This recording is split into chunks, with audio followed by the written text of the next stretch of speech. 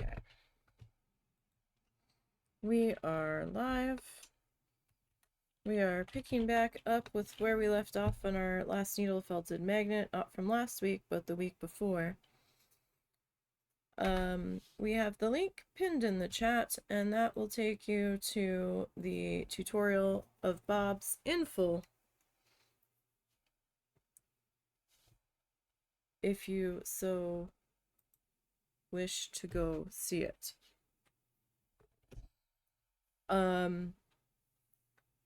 We are using acrylic yarn instead of roving, just because that works out a little bit better for my budget.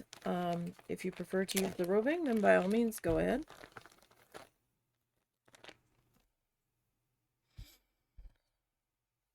Let me just get suited up here, get my finger protectors on. So I have horrible aim.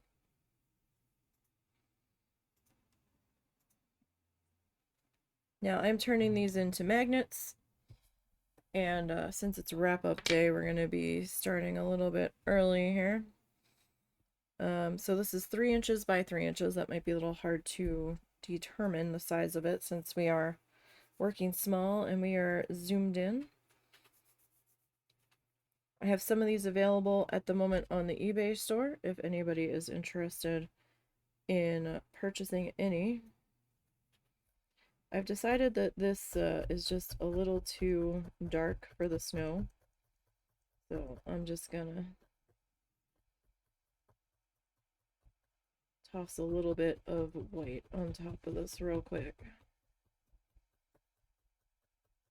So we used that really light gray that was almost white, but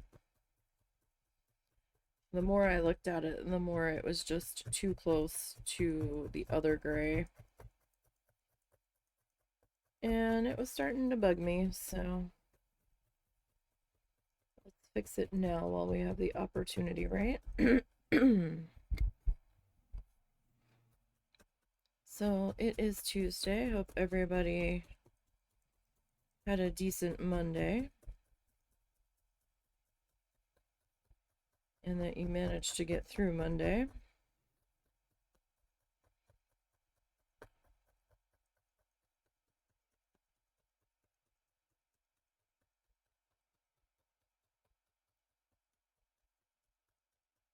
Really wish we had gotten more done on our painting yesterday. Like, I wasn't quite ready to stop on it for the day. But other things needed my attention that we needed to deal with.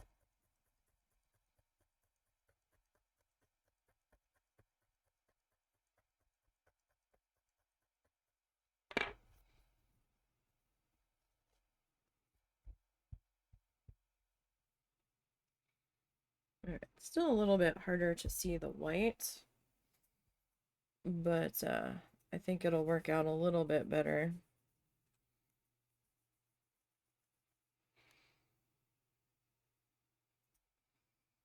In the end here.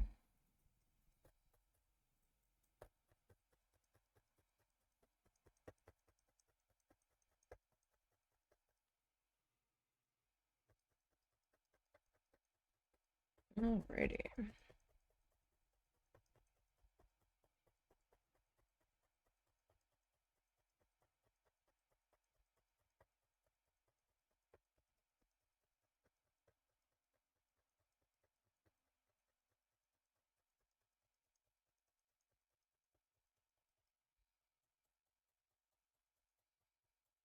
So today we'll hopefully be wrapping this guy up. We'll see. It depends on how long it takes us to get through all of them here, because I still have to make the frame. Since we have been making those live, I didn't make it ahead of time.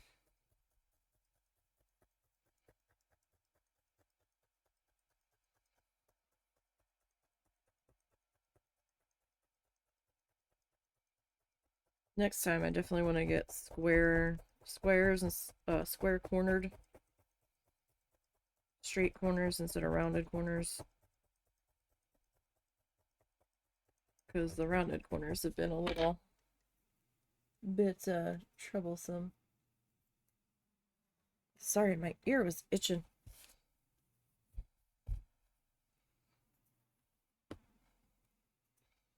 Rather annoyingly. So we have to put the cabin in.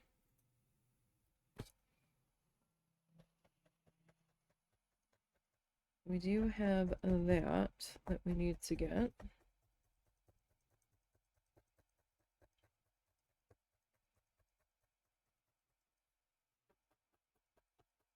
I know that much because when I loaded it back in the video, it loaded in at the cabin. So hang on. Okay.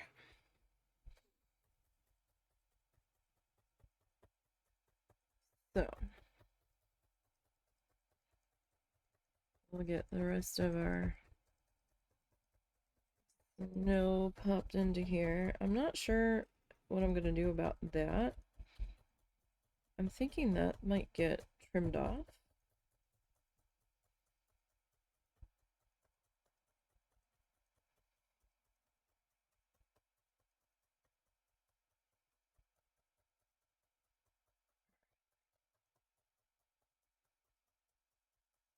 So with this going in on top of the light gray, it's kind of okay if some of that light gray shines through. Because then it kind of looks a little like Dippin' Valley and shadowy, right? So alright, that's probably good enough for that. Ooh, hip spot. Okay.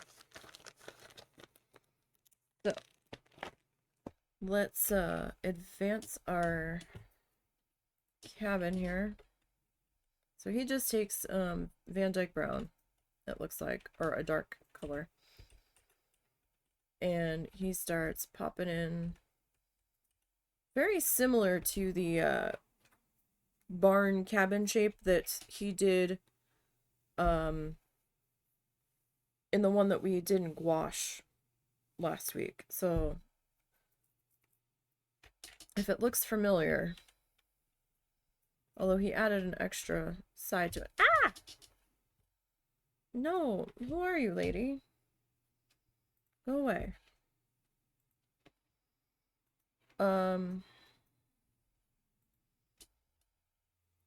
So he's kind of putting in our basic shape, and then he's gonna come back in and kind of highlight it a bit in the areas that need highlighting. He made a slightly darker version of it for that side. And he added like some little like board details back into it.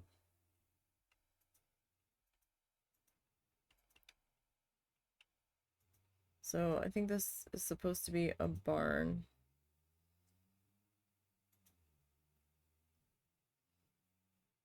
And then he's putting snow on the roof, and he did some back there and on that side. And then he brought that down to there.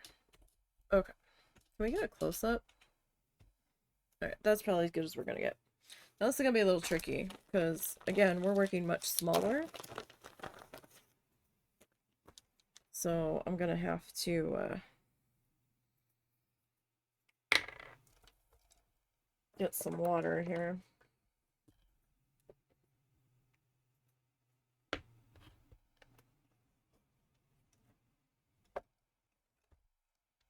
The same bottle I've been reusing. Just keep refilling it.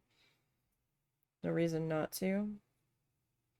What is all one piece? All right. So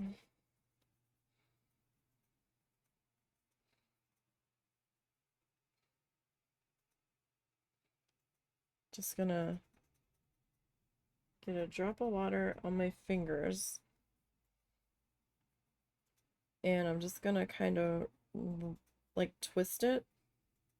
Not like twist it, but just I guess roll it back and forth in my fingers while pulling it gently to elongate it, shall we say? It's a little hard to describe it. That's what we're trying to do.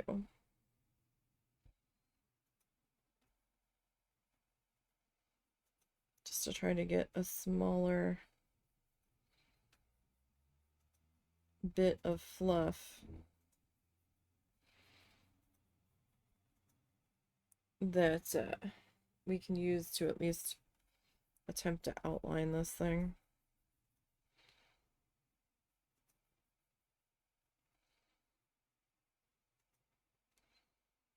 A little bit easier said than done at times, but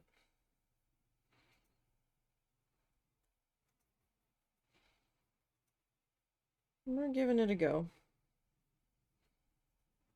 If we'd worked in like a smaller chunk, it might have been a little bit easier, but then I would have had to try to like get everything relined up. So we'll give it a go here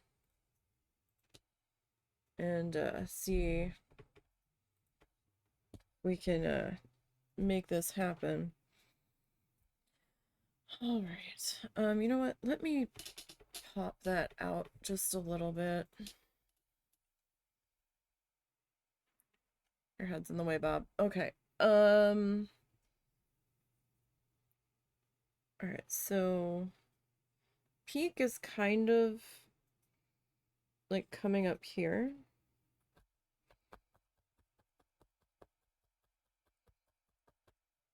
Kind of.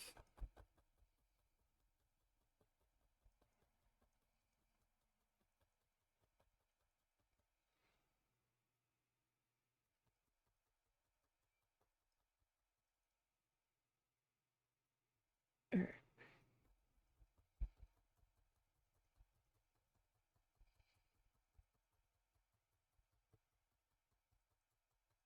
Mine will probably be grossly disproportioned.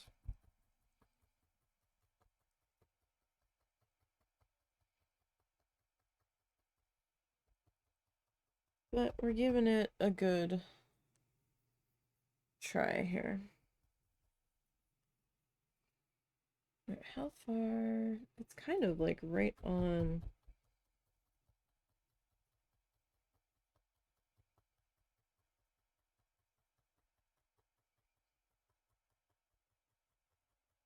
The edge of this. We might have to come back in and add some more white here. We will see.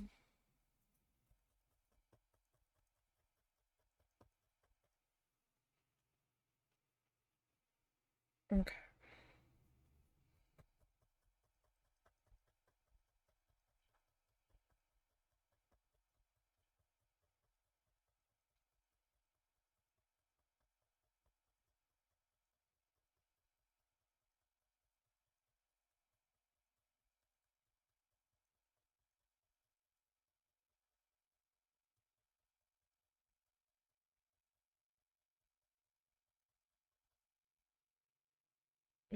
And then this piece.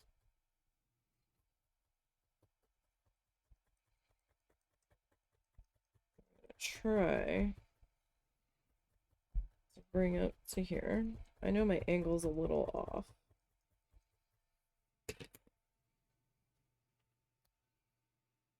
Would it be a project of mine if the angles weren't off? Nope. It's tradition.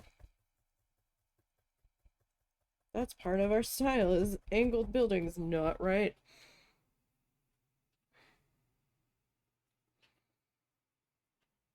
Sure, the lies that we tell ourselves.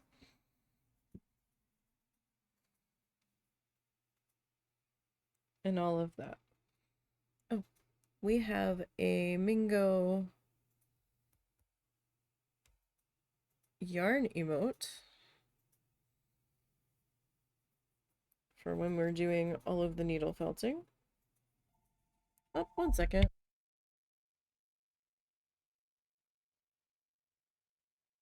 Okay. So this side.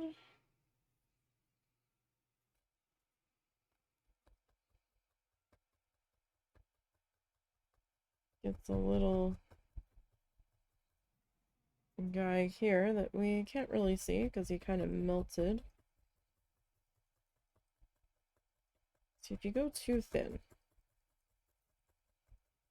it kind of just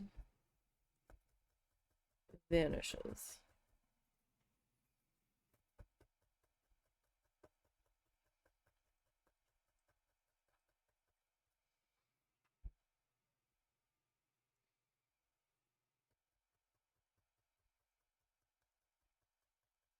We'll get the inside done here soon enough. I just want to get our outline kind of in place here.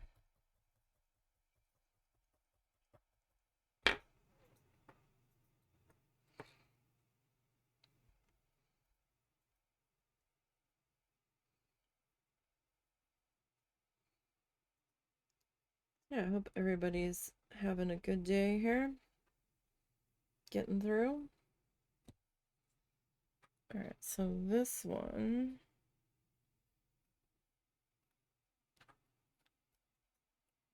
Oh gosh.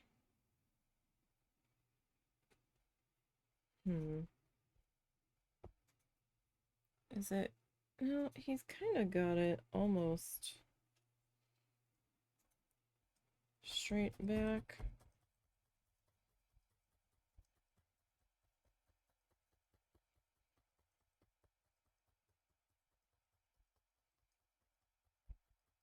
Always have some trouble with his angles. Like my brain doesn't quite like to process them very well.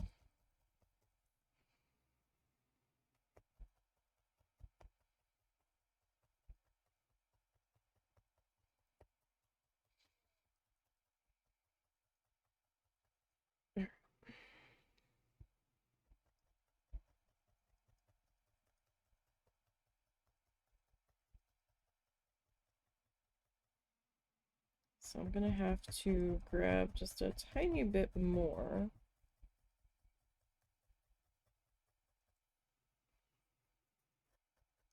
I'm just gonna tuck that little tail in. That's not worth clipping. It's all good.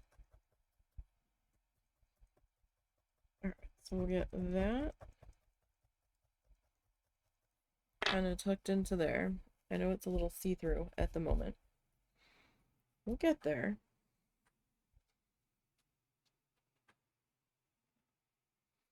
We'll get there. Alright, so there is like a little section like up here.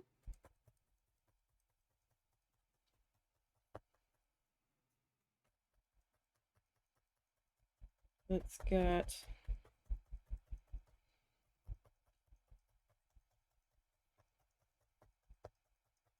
got the angle on this all wrong.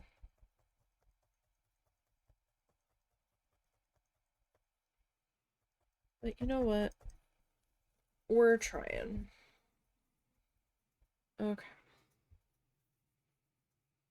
So, I'm gonna get some more of this. And we're gonna fill in this other bit of side here.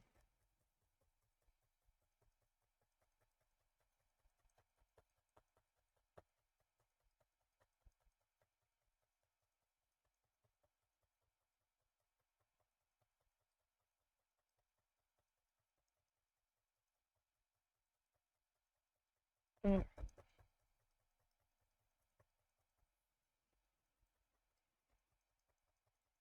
we'll make sure That looks pretty good there. Remember, you want to pop that up off of your fabric mats every so often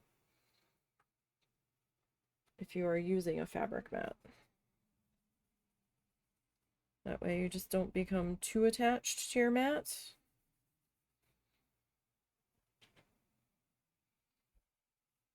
And we like our mats, but we don't want to like them so much that we refuse to leave their side. We're a friend visiting, we're not moving it. Right.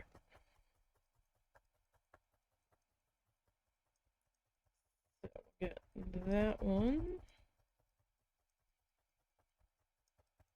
Kind of popped into there as best as we can.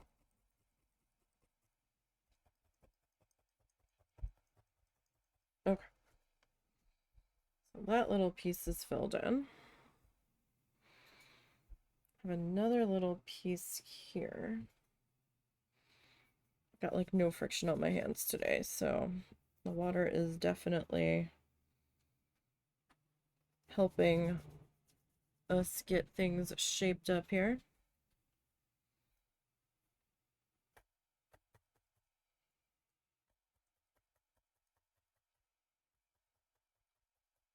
How are you guys enjoying the Honey, I Joined a Cult recording over on the YouTube channel? That had quite a few clicks on it.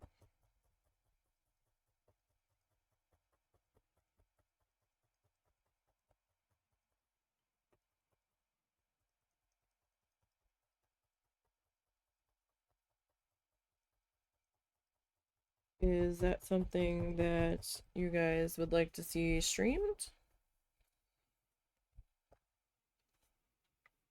Because I have a couple options. I do want to get into Moonstone Island, at least for a little bit.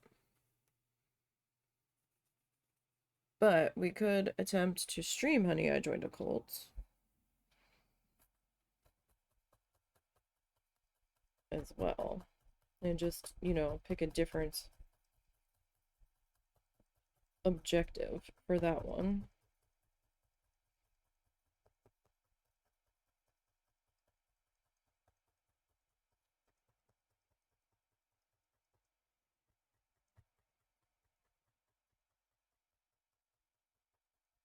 It is an option.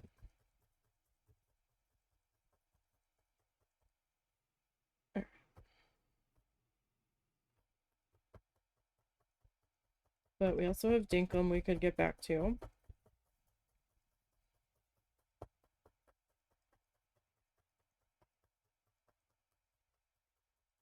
We have SteamWorld Build we can get back to.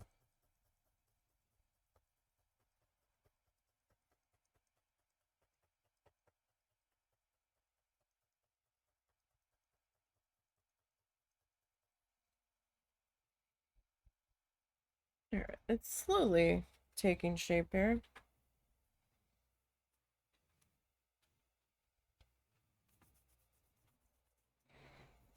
Definitely not the right angles, but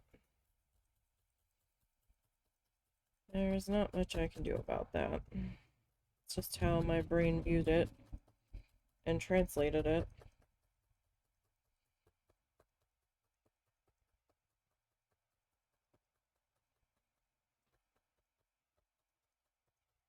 I always have trouble trying to duplicate these buildings. I think I look at the whole, or look at the pieces instead of the whole, and then my brain gets confused.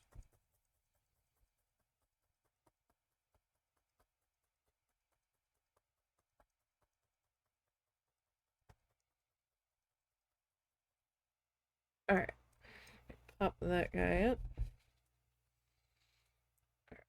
I really need to refill my fluff, but I'm still doing tissue paper prep.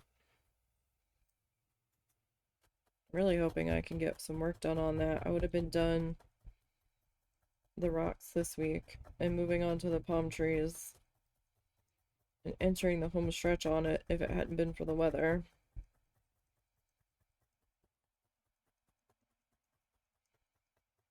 And the not quite accurate weather forecast, because they were like, oh no, it's going to storm all day, and I'm like, oh, okay. So we had a bit of a slower weekend,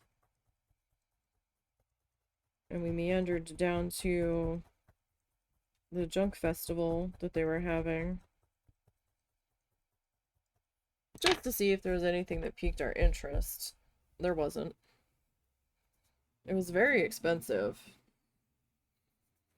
Like, there was some stuff down there that was like beat up and just I would have only paid like a third of what they were selling it for, and I'm like, are people actually paying these prices? 'Cause ouch.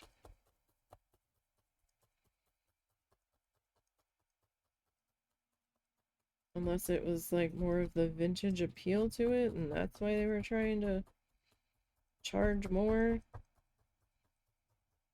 I mean, there was a couple like glass wind chime things that looked interesting, but I really didn't have the available cash flow to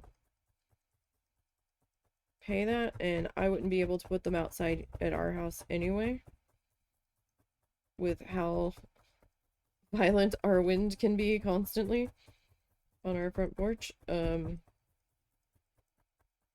Always very windy here, so they would probably crack and shatter. I'd have to keep them inside. Alright, get us a little more browned fluff. Like, I've been trying to get as much tissue paper prepped as I can while I'm doing video editing at night. Like I said, I managed to teach my left hand how to twist the tissue paper one-handed, how to roll it, so I can get more stuff done at the same time, so I don't feel like I'm wasting time working on any one thing. Because if I waited to twist the tissue paper on that scale till I sat down to work on it, I'd still be working on the sky. Like, it's actually fairly time consuming gluing all of that into place. I'll look up and I'm like, what time is it? How long have I recorded? Because I try to break the video recordings up into smaller chunks in case there's an issue. I potentially may only lose a smaller chunk of video, which I could probably work around editing wise, but would be a lot more difficult if it was like a 3-hour section of video instead of like an hour.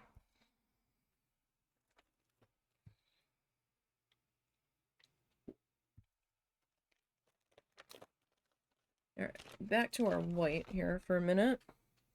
I know I still have to highlight it, but I want to get this sorted here. But something in my shirt keeps like stabbing me.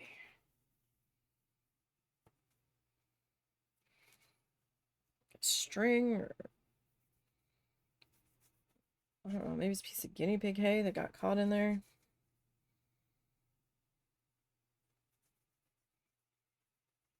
It's probably like a thread from the seam with my luck. Alright. So let's work on getting this side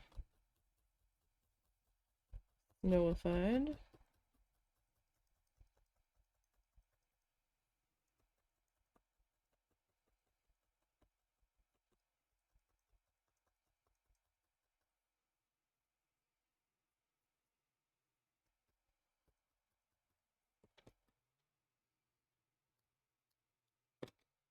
Okay.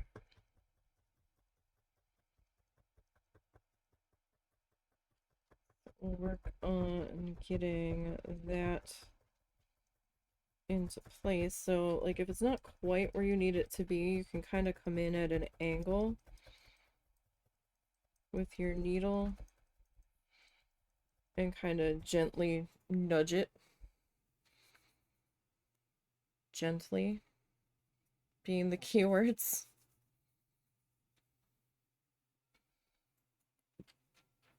Alright.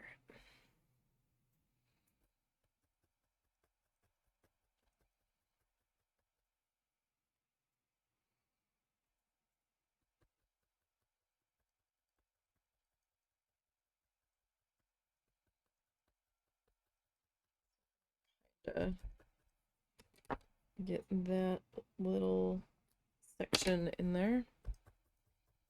See, it's a little hard to tell with the white snow. Maybe I should have left it the light gray.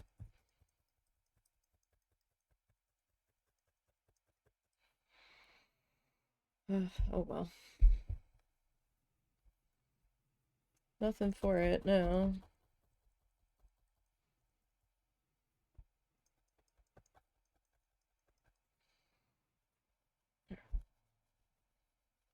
Getting kind of a valley where that's going in.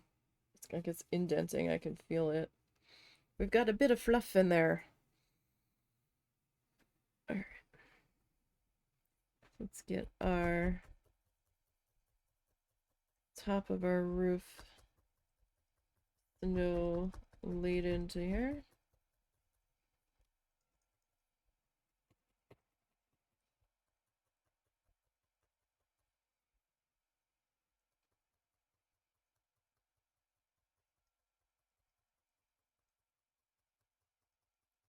Alrighty.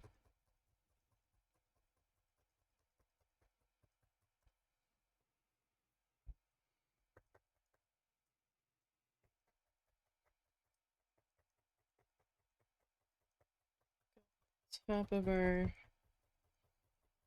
roof line kind of snowified there a little bit. You can still see through the roof though. That's not good. We're getting there.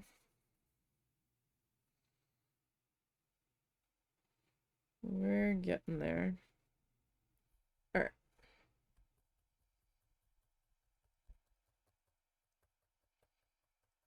So I'm just trying to get the edge of this figured out.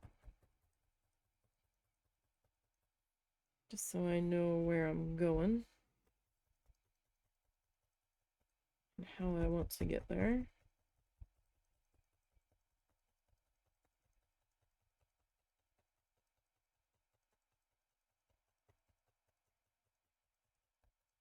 Was that cool enough to try to feed him? Yeah, it should be.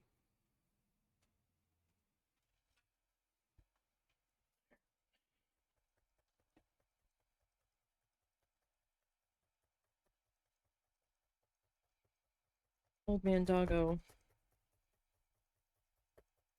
is being so picky with his food lately.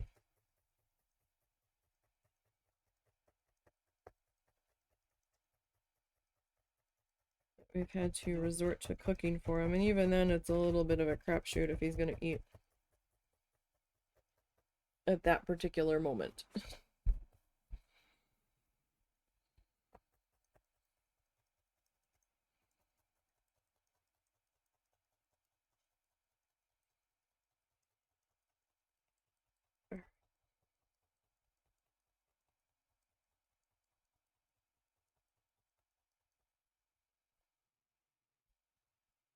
But I ran out of what to give him for breakfast.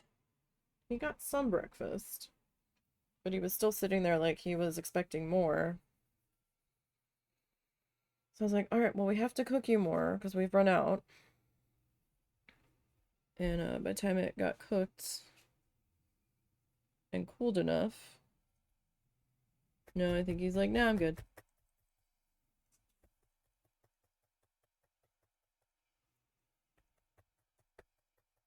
Like, are you sure? Do you even understand what I have in my hand? Like last night, he was acting like he was hungry, but then when we tried to feed him, he was like, no.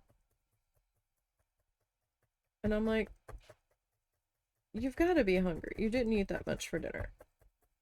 I kind of like had to shove it on his foot when he was sitting in his bed, and then he like smelled it, and then he licked it, and then he realized what I had. And he's like, I could eat. So, like, okay.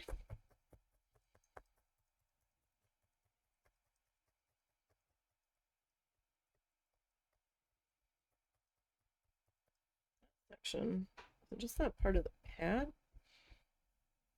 Or is it just that tightly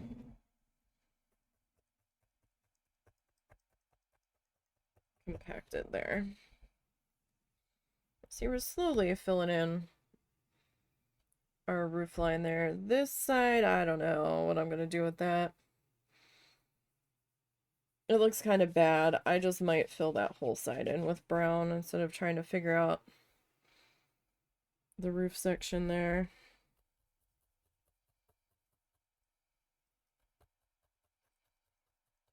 It might just look better for our purposes if I do that.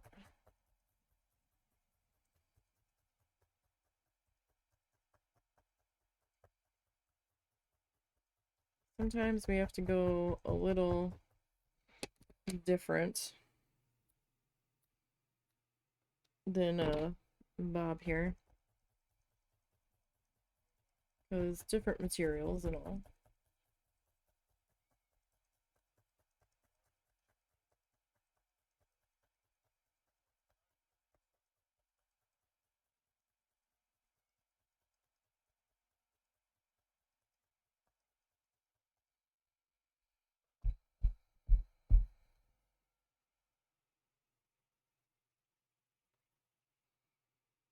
Alright.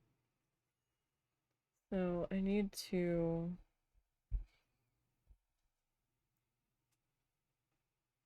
fill that in a little bit more. Right there on my edge. There was a little bit of a gap forming there that I was not feeling in the slightest.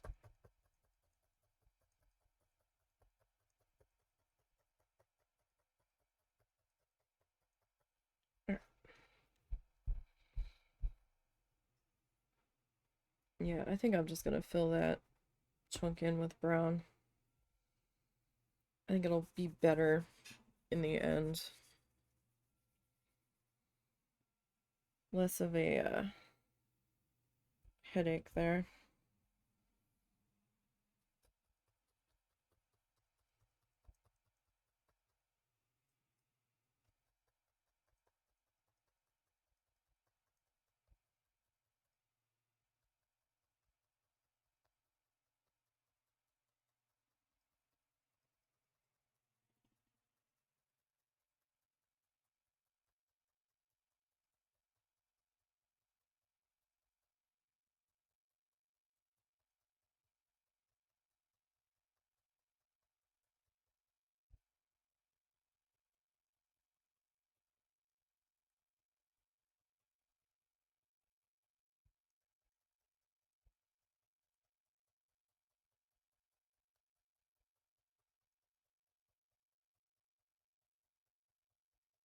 Okay.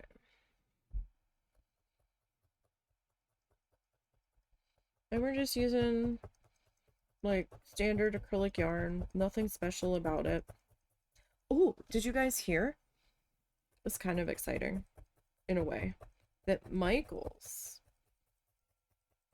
acquired the property of Joann's, like the intellectual property, like their private labels and stuff, like their in-house labels, including Big Twist yarn. So the question is, did they just buy it to keep somebody else from getting their hands on it?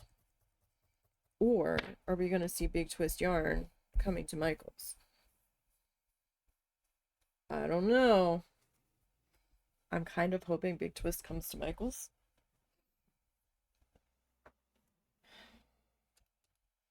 Because ordering from Michaels is a lot better than ordering from Joann's ever was.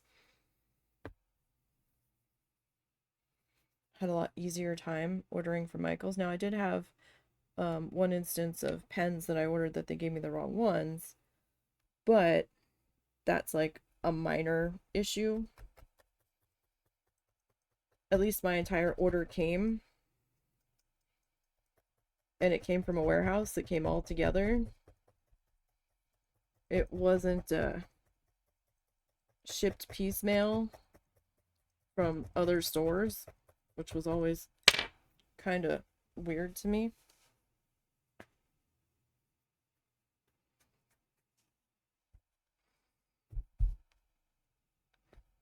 Alright, I've still got this one spot here that's being stubborn.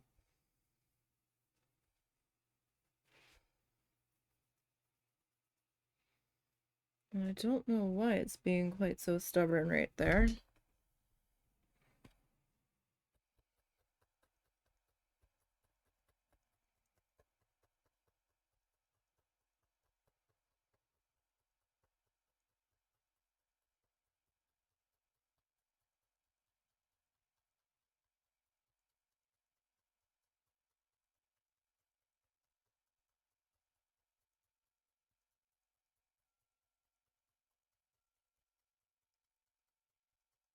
Has anybody been to Virginia Beach?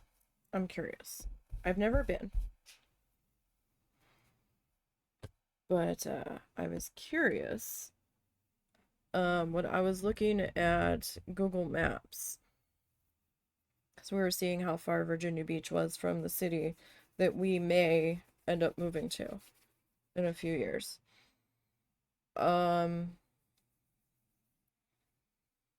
Google Maps had a zoo in Virginia Beach area.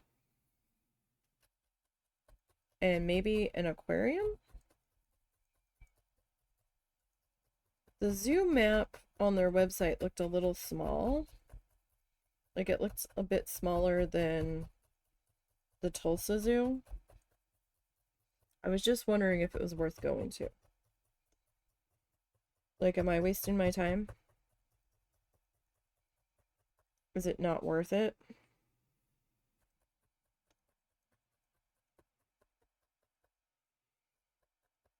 Just curious.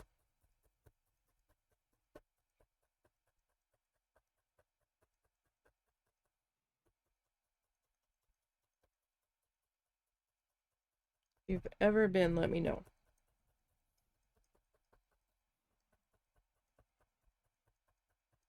Is it even worth going to Virginia Beach itself?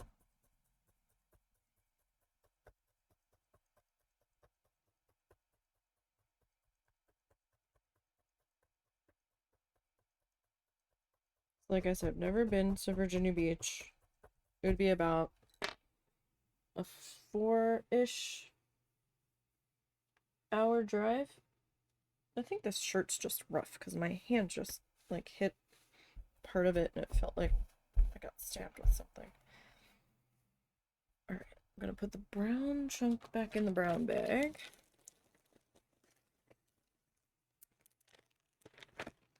Yeah, like I've really gotta refill all of my fluff bags. I've got a couple colors filled the one day, but nowhere near enough. And it does take me a little bit of time to get through that process for filling them. And I've got a lot that I need to refill.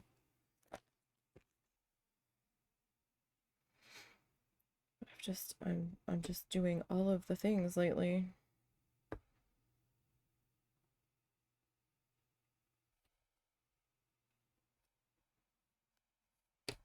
Alright, so I just grabbed a little bit of Big Twist taupe.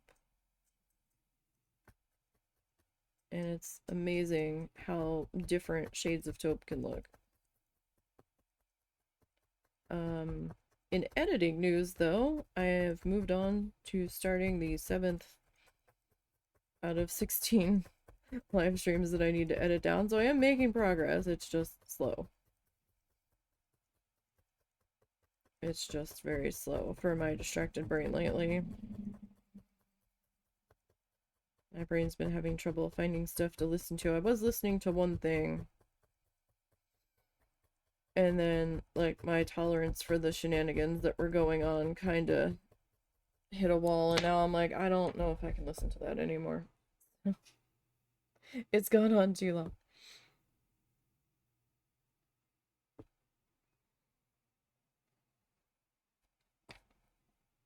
Listening to coverage of a trial. And I was like, yeah, okay. My tolerance limit has peaked. I will be back later. I'll check back in at a later date.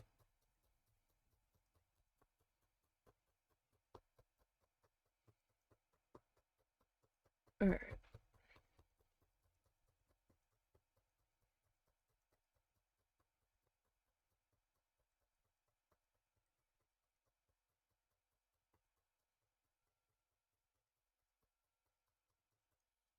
So we're just kind of adding a little bit of our snow light, highlight, weathered, whatever you want to refer to it as on here.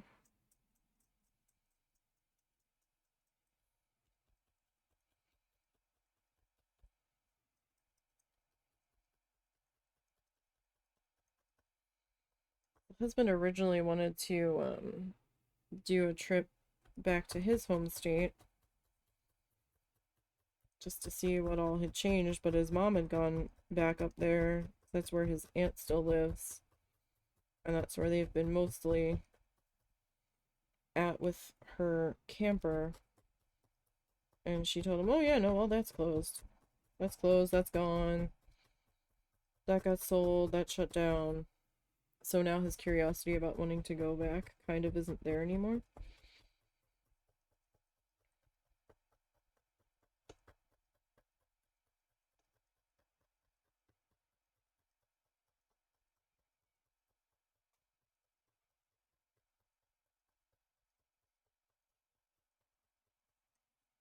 And I felt bad, so we were trying to figure out stuff that he might want to do. And then, you know, we were trying to see, well, if we move to this city, you know, what is there for us to do? We'll be closer to where we grew up. It would be like within a day's drive, a full day's drive, like, but he would be within like a 12-ish hour drive of getting back to New Hampshire. And so it'd probably be maybe a six-ish hour drive getting back to South Jersey. Maybe, yeah, maybe 6-ish for me.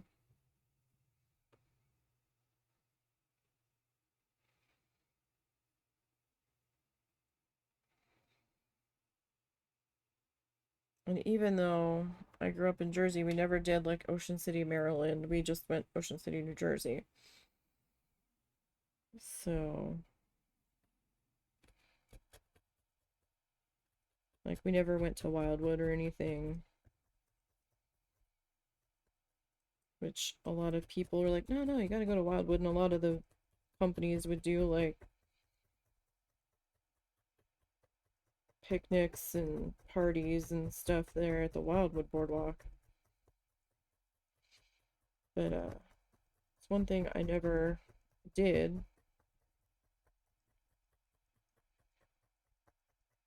And we never really had the opportunity to check out.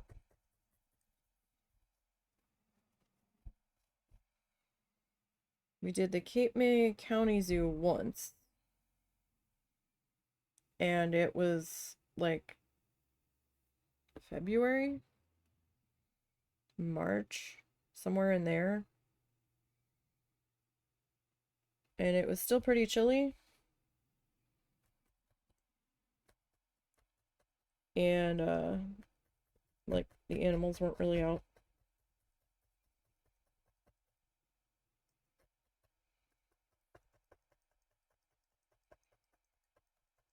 Like when I was in school, field trips like went to Philadelphia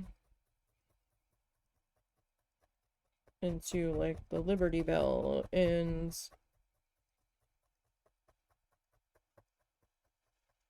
we did something else. Was it Independence Hall?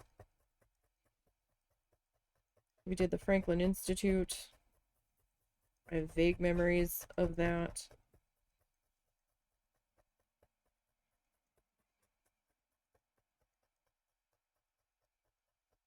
I have a vague memory of our group wanting to do the planetarium thing, where like the planetarium show or whatever.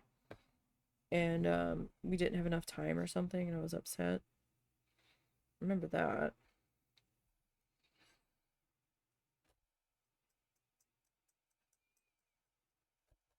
And we would do the Philadelphia Zoo.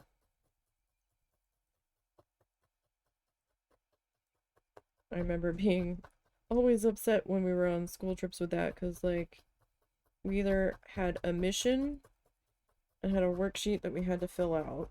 There was no cell phones back then, so you had to get your questions answered while you were on site and figure it out.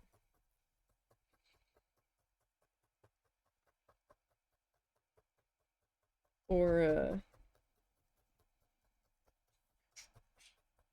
or you didn't get credit for like the questions on the worksheets that we had to do. And our one teacher was like really apologizing about it. She's like, look, the only way the school's approving this is if they consider it educational. And the only way we can make it educational, aside from just going to the zoo and learning about the animals and seeing them, is that I have to do a worksheet for you guys that you have to fill out. And I need it back by the time you get off the bus. So if you didn't fill it out while you were there, you were scrambling on the bumpy ass bus ride and talking to everybody else that even wasn't in your group and be like, what did you put down for this? What is this? You know? But then there were some groups that were actually organized that got shit done that had theirs by the time they got on the bus. And I'm like, how? Did I just have bad group people? Like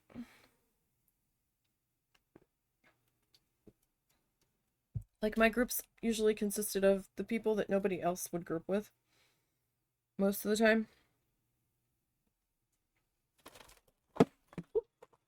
I'm like, now I see why nobody wanted to group with you people. You're the people that don't do any of the group project work. Alright, I don't know if he put a door on this. Yeah.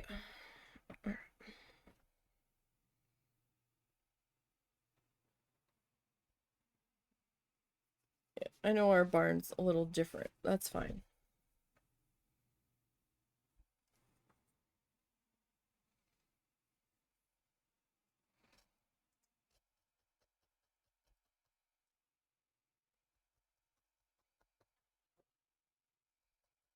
It's okay.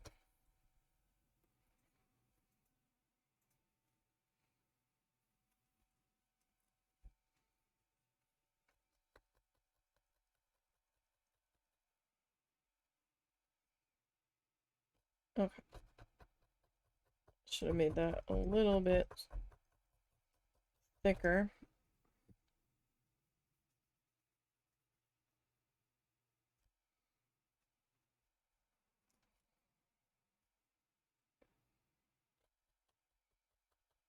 But yay that this is going on a wood backing, because that will help us flatten this guy out. We have so much fluff in this one section stabbed in that it's like creating a bowl almost. So it is actually curling up around the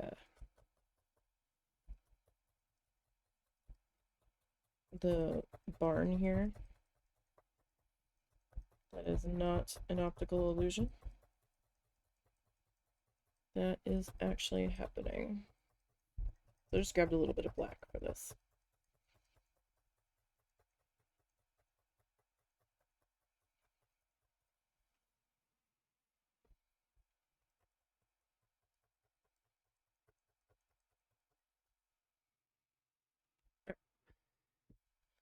So, Bob, what else you got here? Alright, you cut the bottom off.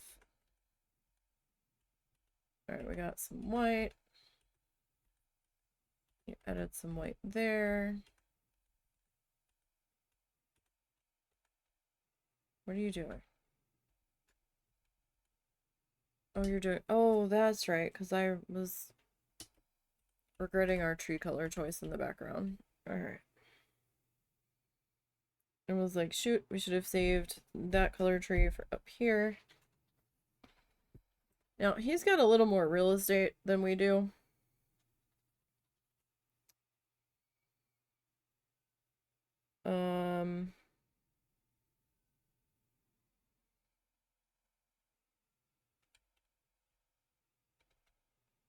That's his brush handle. I was like, what am I looking at? Alright, so it looks like we've got like maybe a tree like sitting here. We might have to bust the white out again.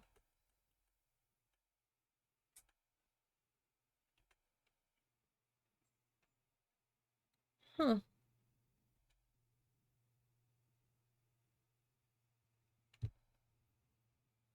Alright, well, let me start with the white.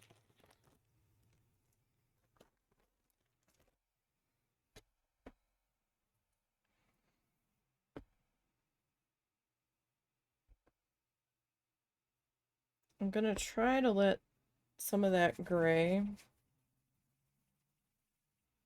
filter in.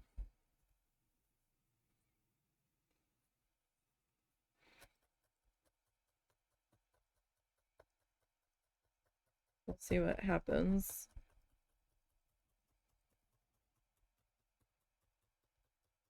Like, I'll be okay if we've got some thin spots and the gray's peeking through. That might work to our advantage here.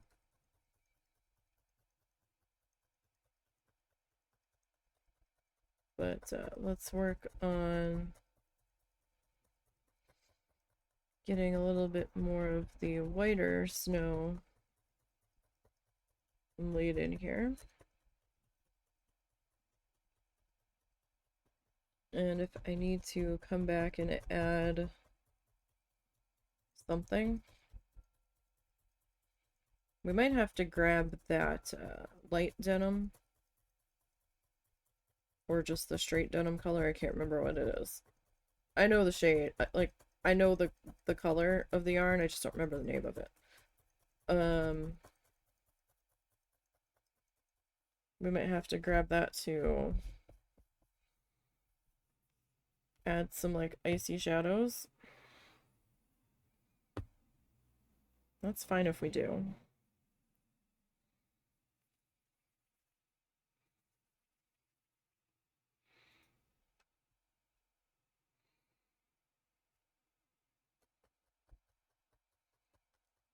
So I'm just kind of tacking that in on the edge there, because we had some of our felt color. peeking through on the edge of the tape, and I'm not sure if that's gonna get trimmed off. It should, but we'll see what happens as we go along here. Alright, so I guess I'll grab like our night navy. I'm not sure if it's a little darker. It might be a little bit bluer.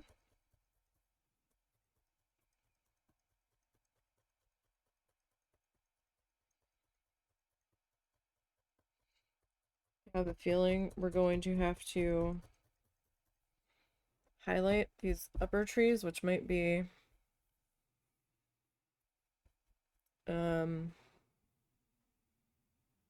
interesting. I don't know how I'm gonna quite approach that yet. We will see. Guess we'll figure it out as we get there. I mean, I could use just the white snow color, or I have like a frosty bluish green color that might work. I don't know.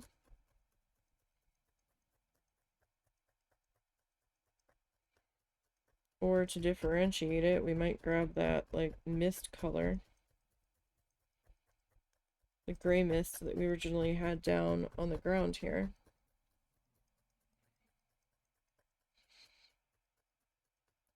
Might be what we decide to do, just so like all of the white layered in doesn't like blend together. Because I mean, this isn't paint, and trying to put snow on the trees is gonna go a little differently. So he's got kind of like a pathway coming down here. So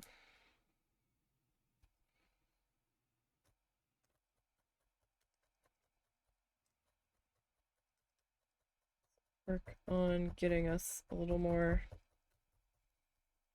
real estate to work with here. I think, yeah, he brings that like pathway kind of all the way to the bottom edge.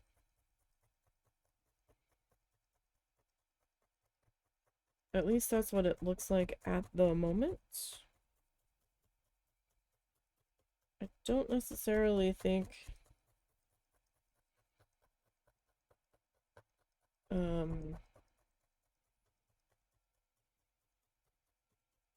that we have anything else too crazy going in there, but it's Bob, and I don't remember what the end of this piece looks like. I barely remember yesterday. So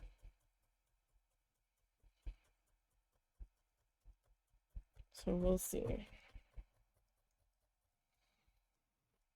how we get along here.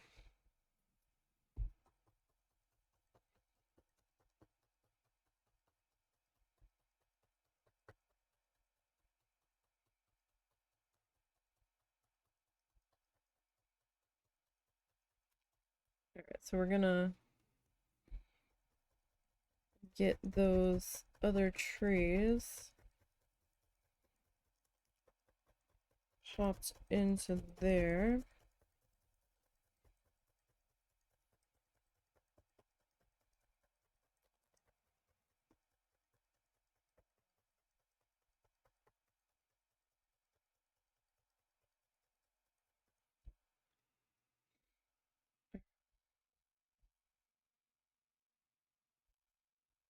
So let's get a little bit more of our snow here. And we'll see about getting that laid in over in here.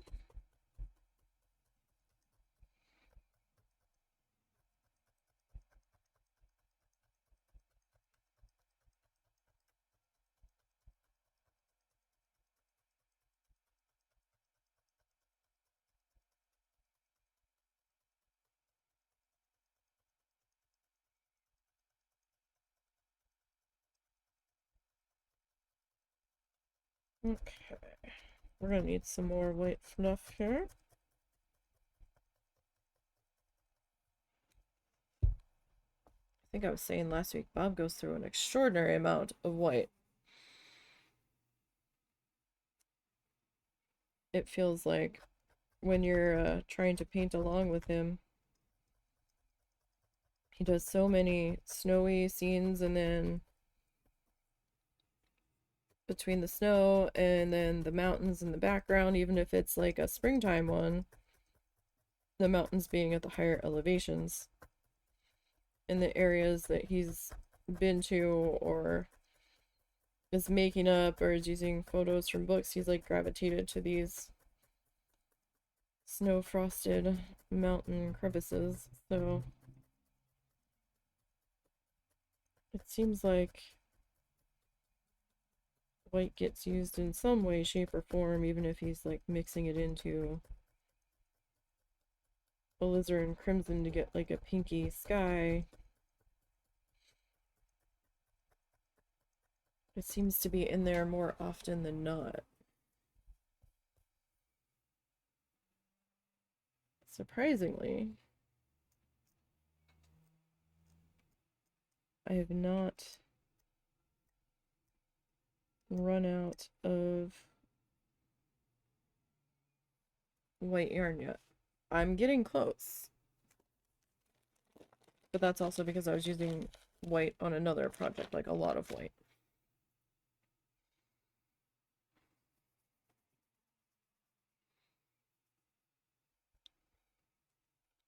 So I'm just kind of laying this in. I'm not going for like perfect coverage here. I kind of want some of that gray. At the moment, I want the gray peeking through in spots to kind of give it a little bit of shadowy stuff happening in there. We'll see if I change my mind as we go. If I do, we can just add some more white on in here if it comes to it.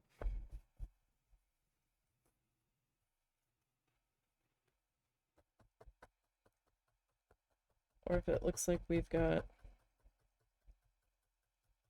blue trying to emerge from somewhere it shouldn't be. Okay, so if I lean more to this side, I can trim a good amount of that off on that side that's poking through. And I won't have to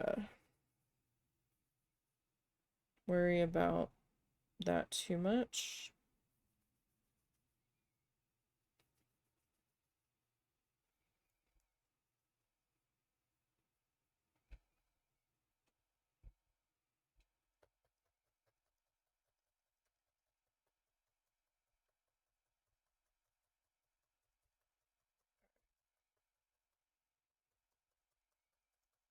Just kind of throwing some of this down.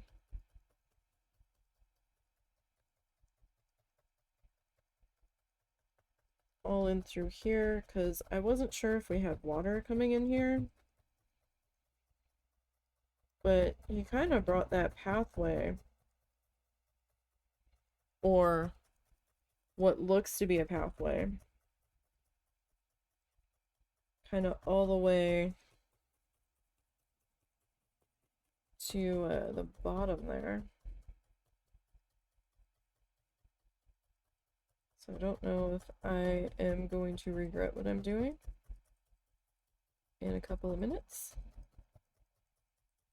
It's possible that I do. Turn this. I kind of have like a little chunk there that kind of looks a little strange. I might throw a little bit more on that because that might be a little too far for me to go. So we're gonna have some trees over there.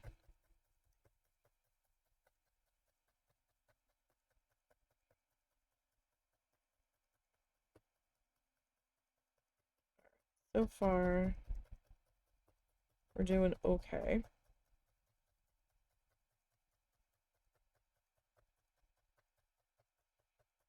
Not sure. He's at 17 of 25 minutes. I don't know how long it's going to take us to do these other trees. These are not the easiest trees for me to do. This tiny. Not the easiest trees for me to do, period. But this tiny especially. Alright. Get a little bit more of this.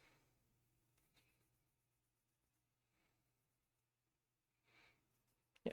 Got like no friction on my hands. This stuff is just like sliding back and forth instead of rolling. Which is why I tend to grab a little bit of the white, but I didn't want it roll, or the water, excuse me, but I didn't want it rolled too tight.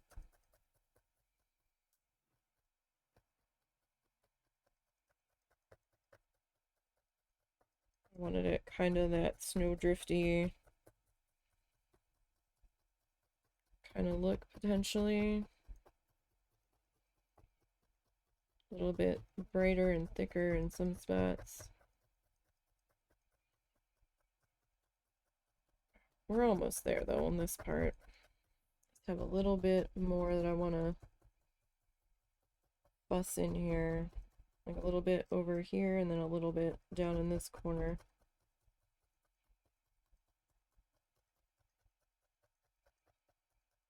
And then we will go ahead and grab our tree color.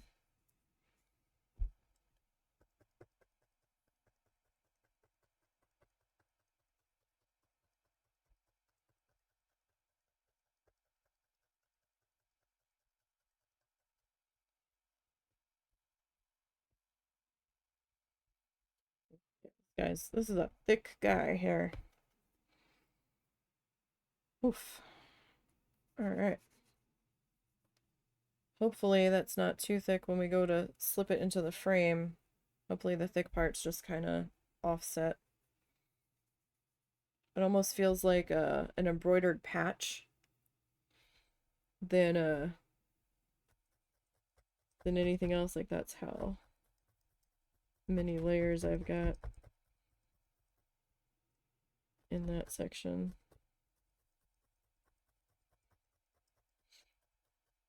It's kind of wild to feel how stiff that spot is. And you're like, oh, it's fiber, it's fluffy stuff, it's wool, it's acrylic yarn, that stuff's soft. Until you start stabbing it with a needle. And depending on how many layers you have, like, it's still a little soft, but you can tell it's very firm there.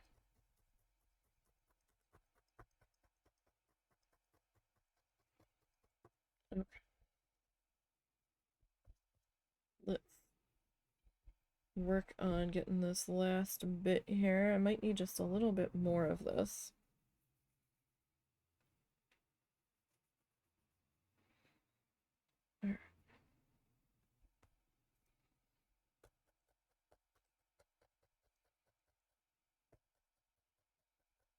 We'll get that tacked in there.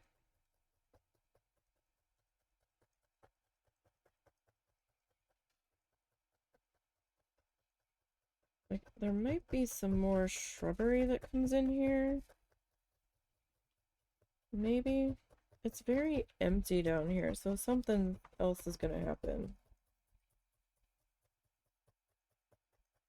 Like, I'm a little nervous about what's coming in next. This is a lot of real estate open for Bob. So you can understand, or maybe appreciate my hesitation or nervousness about what's next. Because it is a lot of openness down here. Tends not to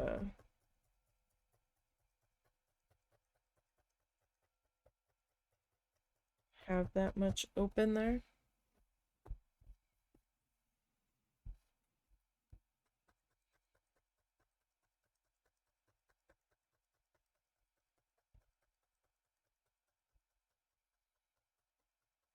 Do have a little section down here.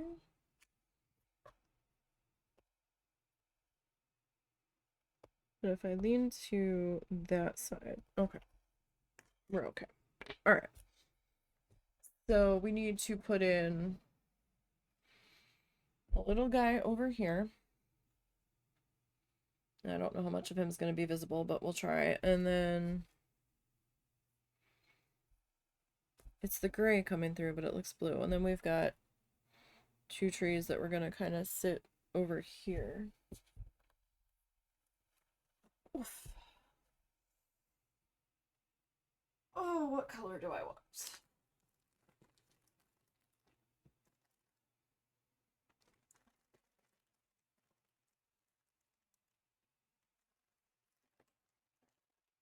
Let's go with Night Navy.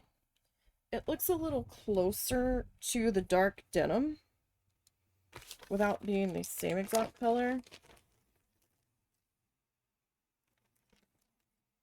Best viewers on star, star, star. Well, how do we know where to go? What's star, star, star? Is that the name of your website? Star, star, star?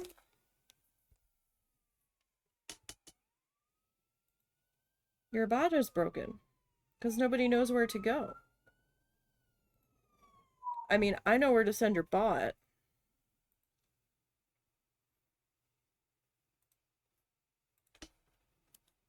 But now you're just gonna get restricted.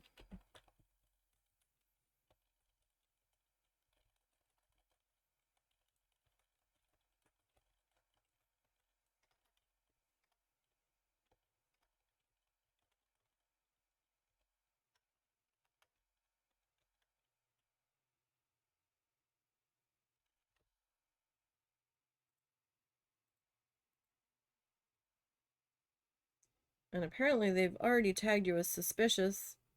And your account's only 2 days old.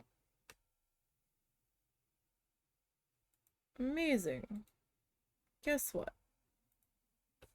Go away. Actually, yeah, it is pretty close. Well, hopefully it looks a little different once we get it in here.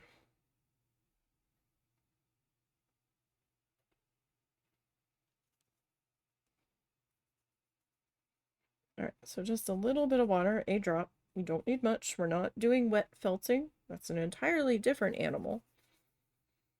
And I'm not so sure you can use acrylic yarn for that.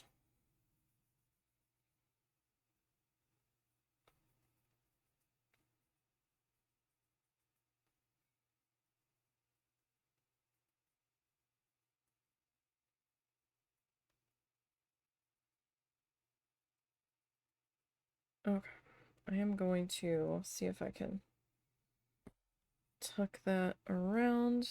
Alright, so where is this sitting? This is kind of like right here. That's where it's sitting now. On the edge of our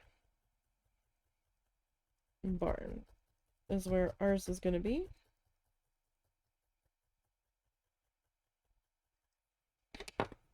Alright. And let's do a little trimmy trim.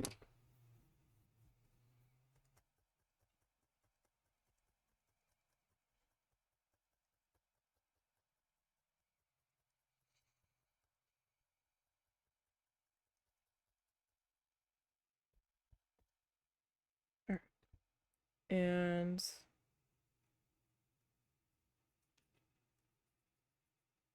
I kind of don't want to use this same piece to do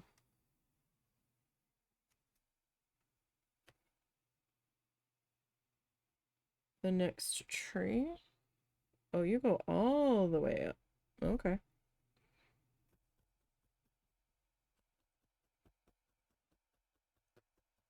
Well, you are pretty close, aren't you? Is this the same color? Was this the same color I used on the back one?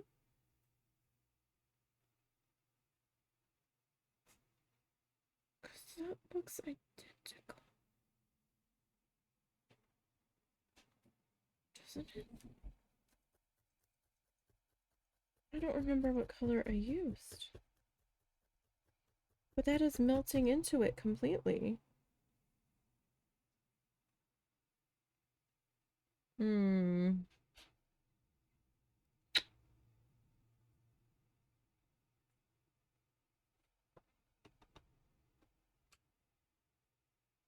Those two might be the same color. Shite.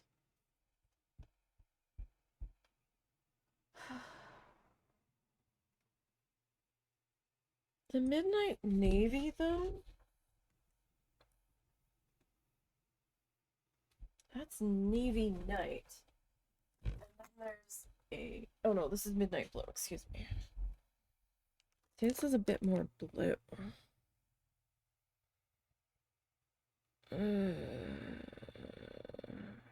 Fuck it. We've already started. I think the other one's too blue.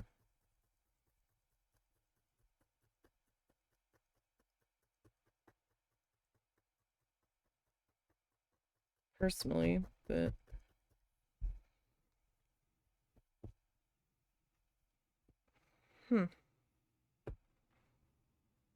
Interesting. I don't know if I'm gonna get that second tree in there, because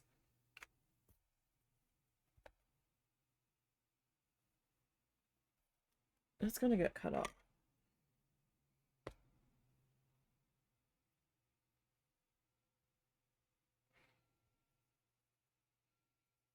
Like, it's just gonna.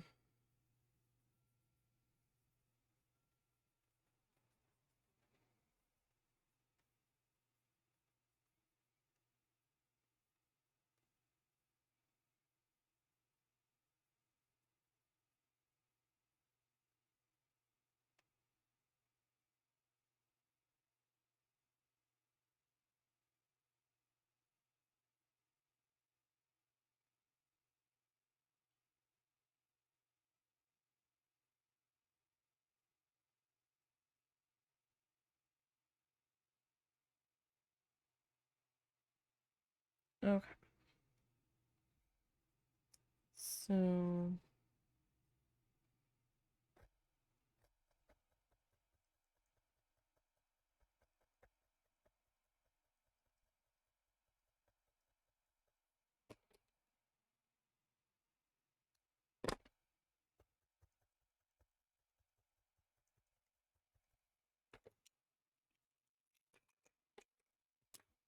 Probably gonna have to use that one. I don't mind these, but they're not closing all the way anymore. Like, that's as close as they'll get. I think those might have been kind of defective from the beginning. We worked on these upside down, didn't we?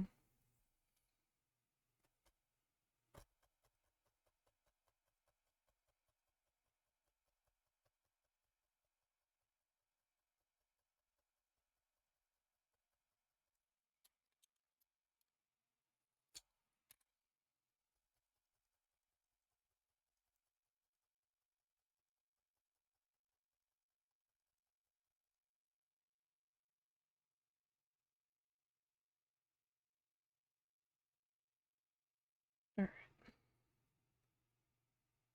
It's kind of reforming here.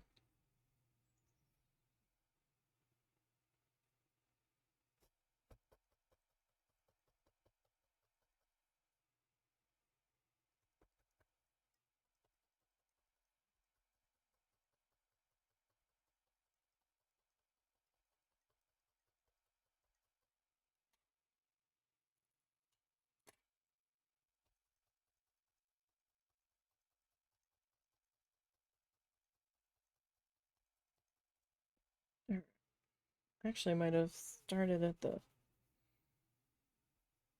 top.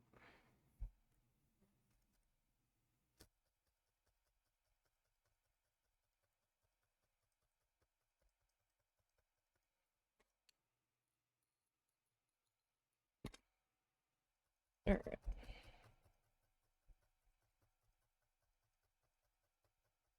Well, at this point, I almost want to do a different shaped tree.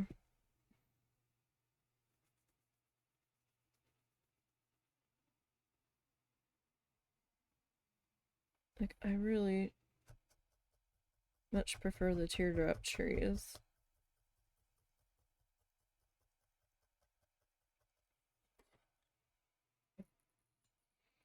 The teardrop trees end up being our calling card.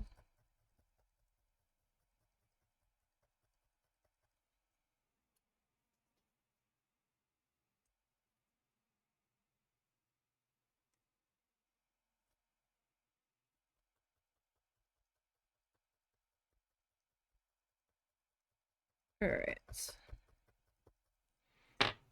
This tree just... it isn't doing it for me. Like, it was easier on the other ones. But he's also kind of hard to see over here. Maybe I'm just not giving it enough.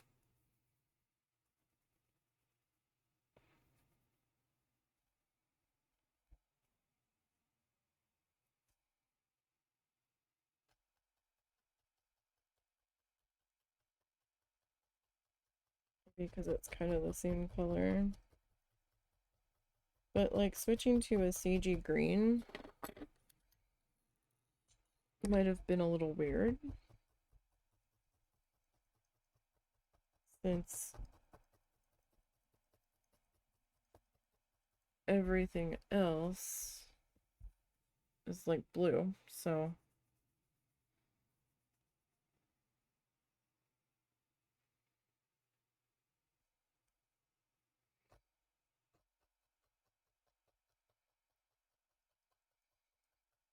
we will work on that.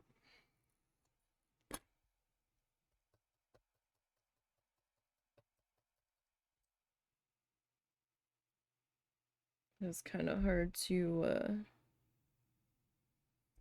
see our tree coming in here.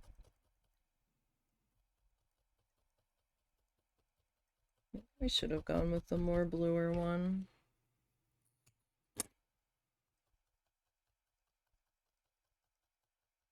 I mean, I'm not changing it now. Like, I'm already committed to this.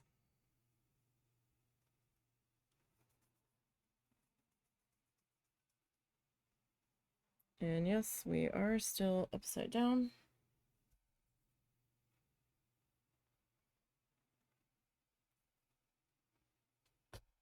No fear. We are upside down on purpose at the moment. Remember, you do what you need to do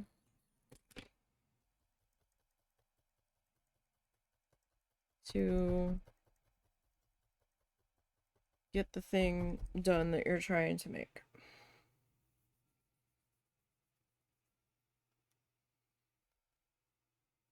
Right? The process is your own.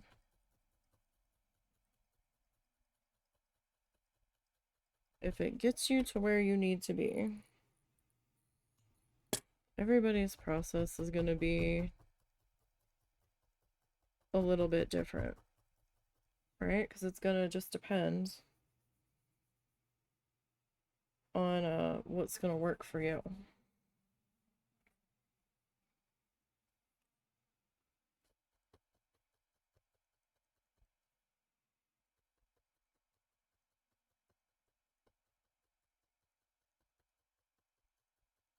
And that's a hard thing for a lot of people, even me, to accept at times. It's like, but this person did it that way. Okay, well, that's what worked for them. Maybe if we experiment a little, we can find a way that's gonna work better for us.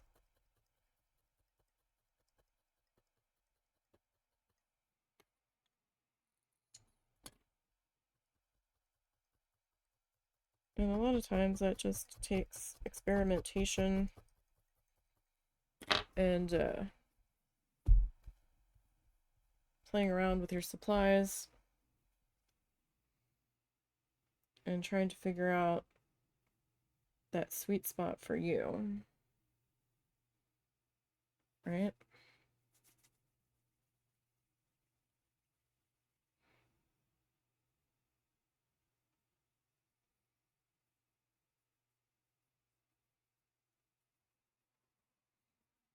I know that this isn't a finger that's protected and I'm using it a lot more than I should, but I can't really feel the yarn very well through the finger protectors. So if I'm like trying to do something specific, that finger does tend to end up in the line of fire.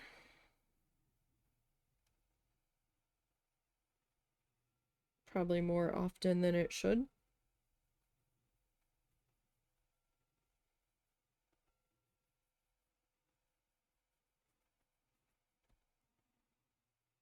All right.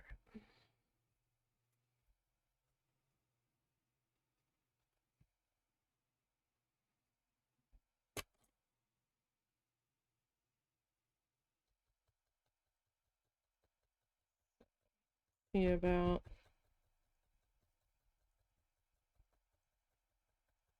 getting this guy in here. And I know my trees are a little different than Bob's. It's okay. They don't need to be exactly the same.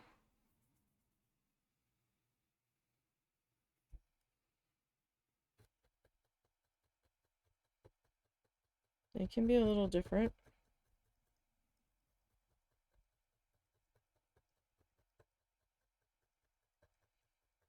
I mean, if we really, really, really wanted to, we could have made like a bubblegum pink sky and like magenta trees.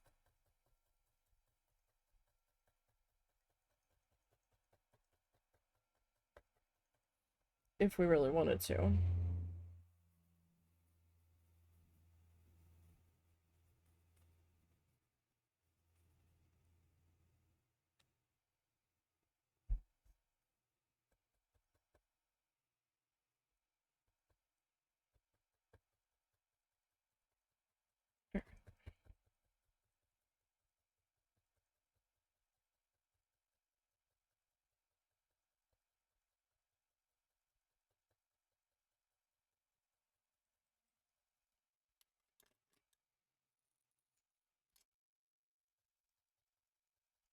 That tip there attached.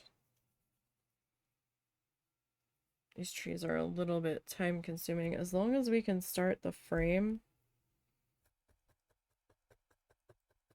by 1, I think we'll be okay.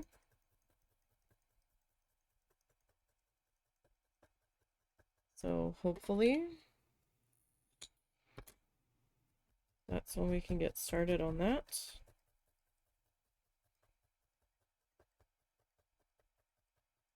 I'm trying to keep moving here because I wasn't sure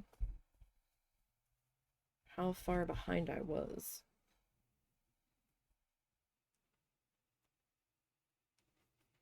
I don't know if I'm going to be able to highlight these trees. I may not. I could say the wind came in and knocked all the snow off of them.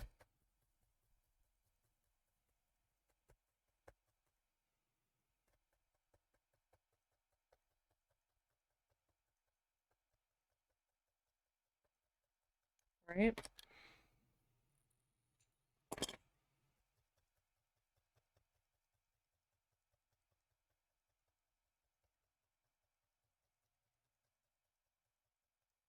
trees just weren't sticky enough for that icky old snow. And the icky old snow had to find someplace else to stick to. Or we've got so many birds that all of our birdies and our squirrels were just playing and having a good old time in this tree. Well, don't you know, they just knocked it all to the ground.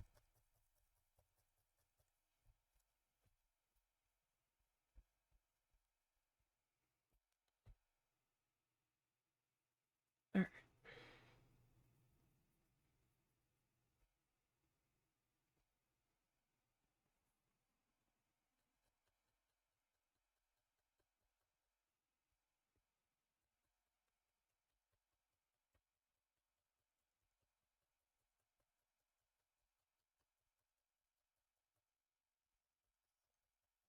Guy popped into here. I might be making this guy a little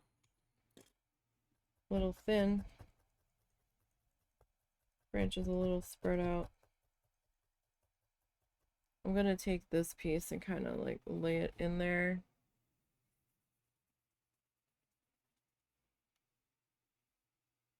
Cause middle section of our tree is a little bare in there.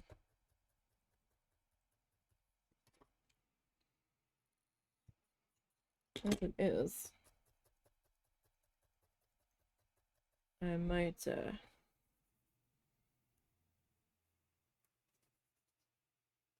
need to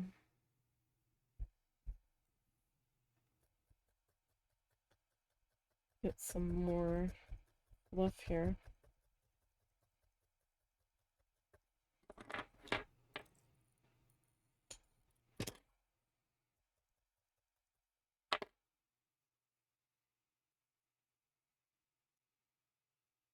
I mean, I suppose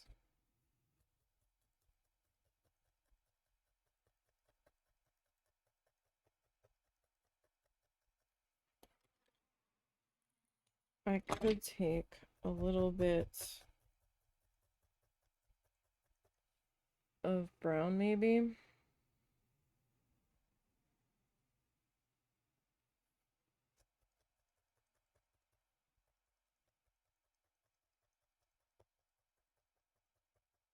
This guy is just kind of getting lost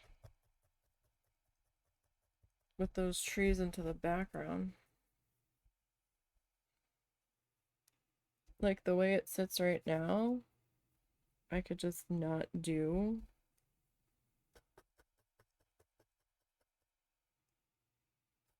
anything else to this. Excuse me. Whew.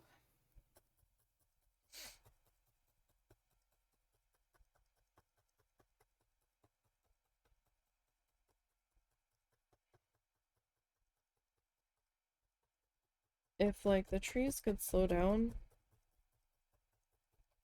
with their pollen fest, that would be great. It's like part of that in the background just kind of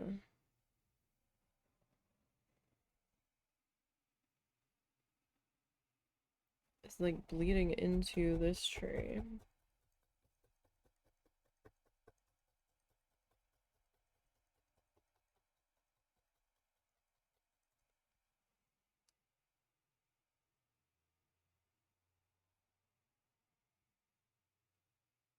Hmm.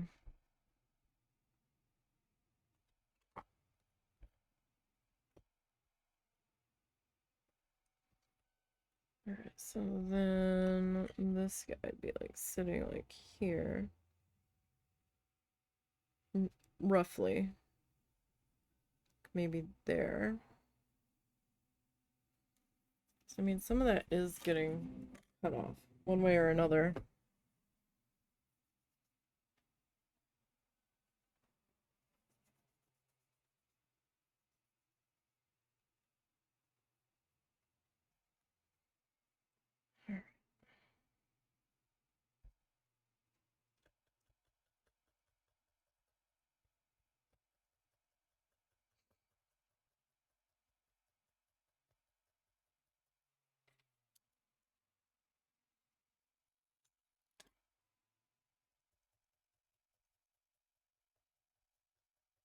Yeah, maybe I should have gone with the more blue.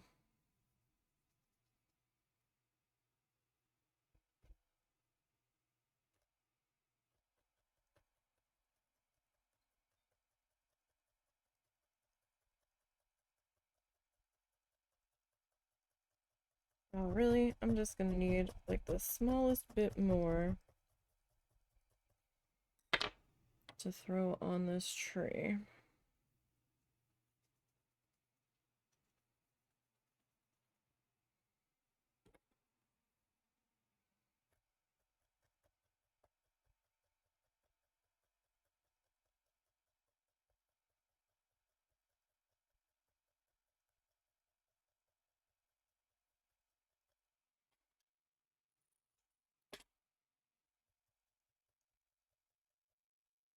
Okay.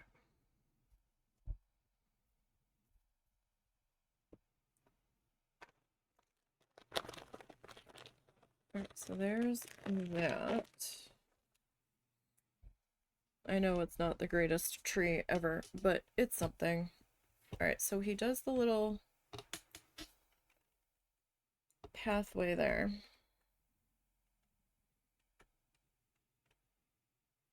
And he gets like a... Oh. He does highlight them.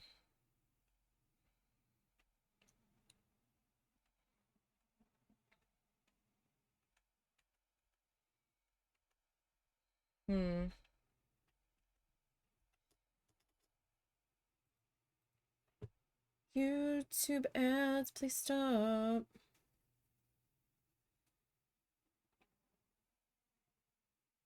And I can't skip it either.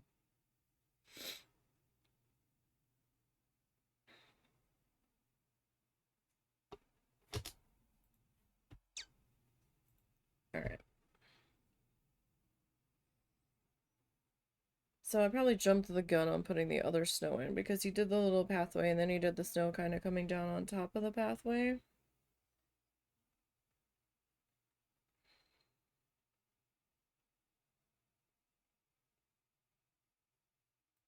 Alright. He highlighted that with what looked like a light blue. But when it mixed with everything else... Ooh, my tailbone just popped. In a good way. That hadn't felt right for a couple of days. Oh. I don't know if I'm going to be able to pull this off.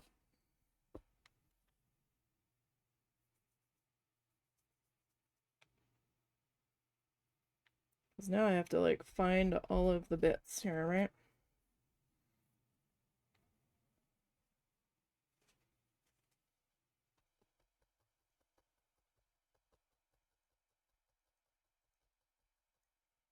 Like, I don't know if that's really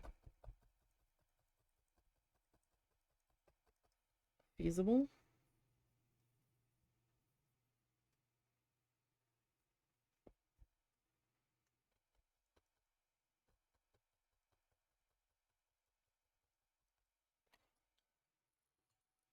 Like I said, paints and fluff behave very, very differently from one another.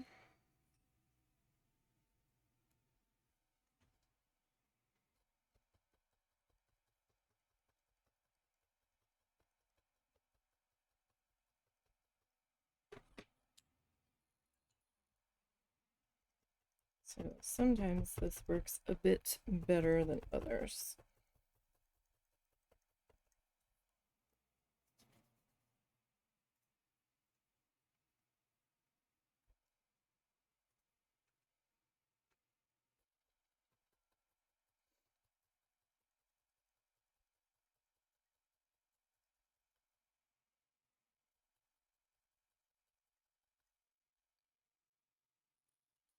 So I don't know if this is actually helping or making it worse.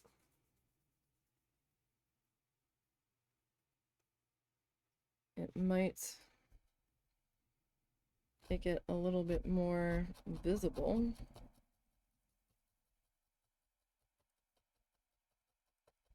Potentially.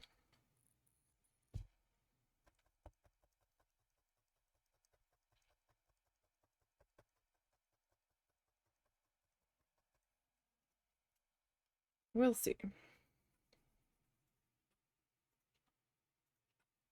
Like I said, sometimes these are winners and sometimes they're not. You okay? Yeah, cow ran across underneath my chair and ran its tail along the back of my leg. Yeah. That's jarring when you're not expecting it.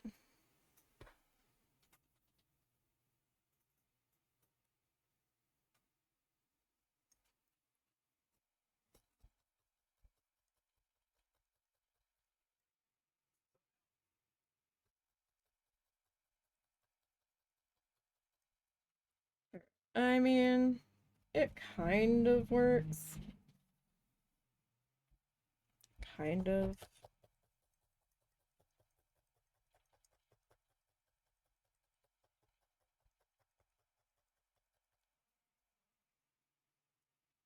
Alright, let's see if we can do the same thing to this other guy, but I'm gonna need a bit more fluff.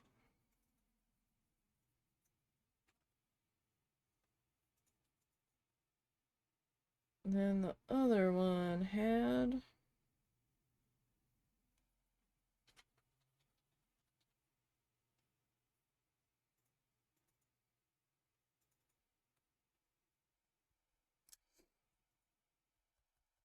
And then we'll do our pathway.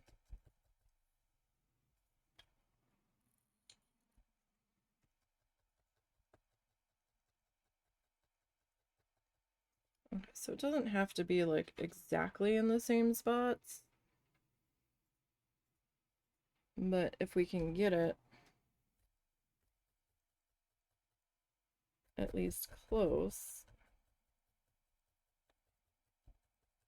then maybe it'll help this tree here. Like, it helps the other one become a little more visible on that back corner because the darkness of it had kind of blended in to the barn itself.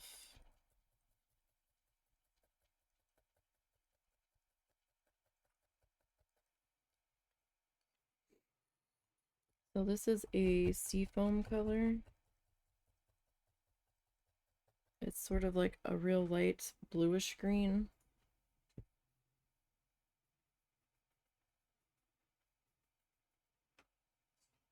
Kind of like a super, super teal. What's he doing? He's pawing at me.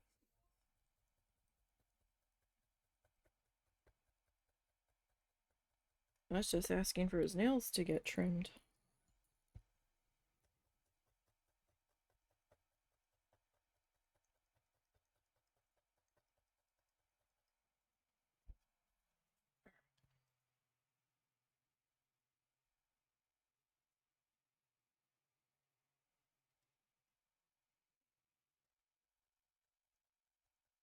That finger is back far enough where I don't really need to use the shield one.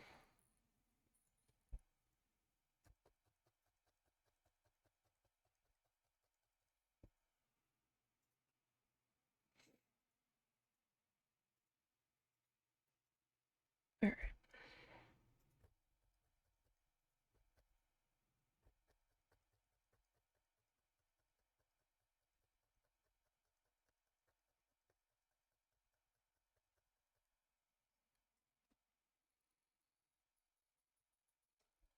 Sometimes these work decent. And then there's other times where it feels like they won't cut anything. They feel like safety scissors. It's like, why won't you even cut the thing that you're supposed to cut?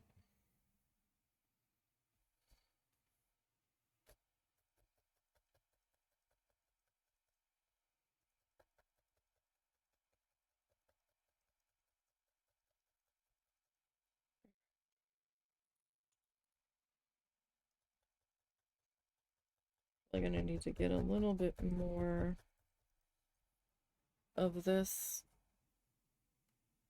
pulled out.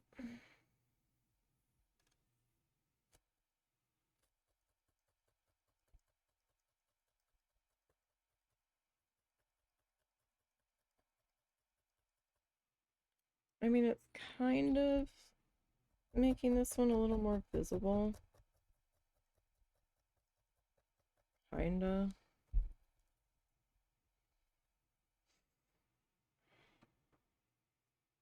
I might need to,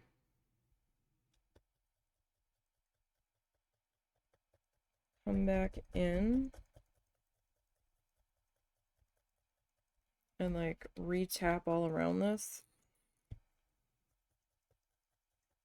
So like I said, it is curling up a bit. That is happening.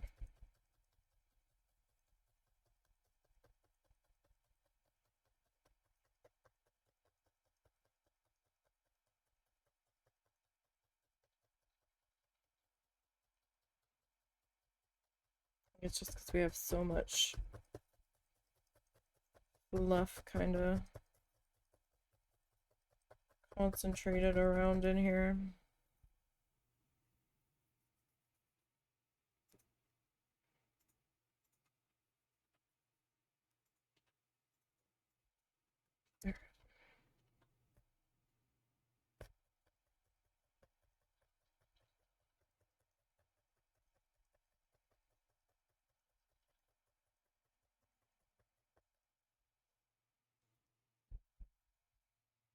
I mean, it's helping a little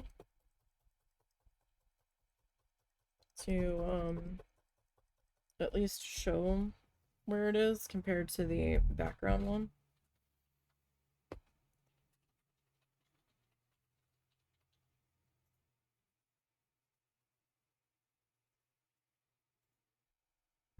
Alright, well, we'll finish putting this in. And then we'll grab our other color.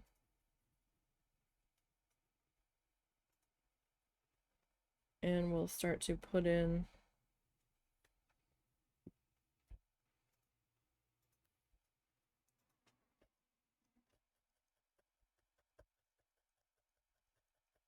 our pathway. Then I might need to grab a little more white to overlap it.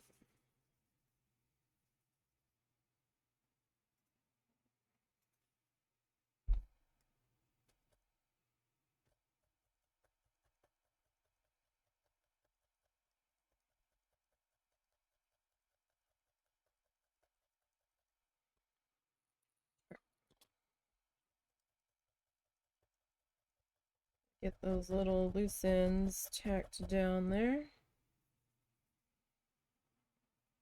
Whoop. Alright, that's 2 pieces now.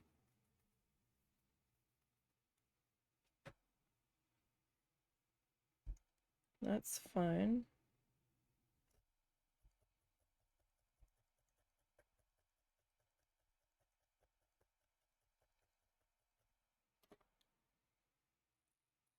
I think I missed putting a branch in on that side because I couldn't see it.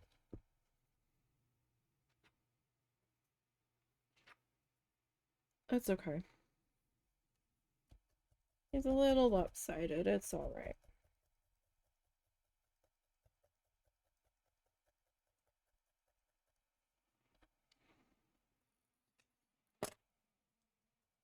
It'll be okay.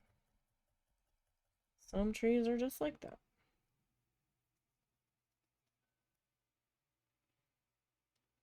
If you go out and look at trees around you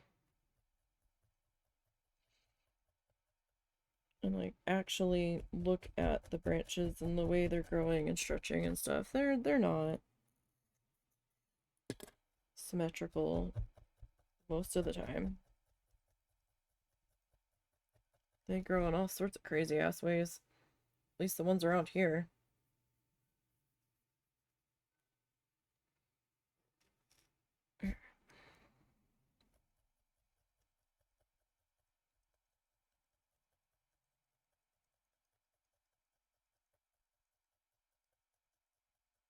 So we did end up putting some snow on here. Our critters didn't knock all of the snow off. There's a little bit. Alright, so that helped define that tree's location a little bit better. It's a little bit of a messy tree, but I think our trees in the background came out a lot better than that one, but I struggle with those trees working so small as it is.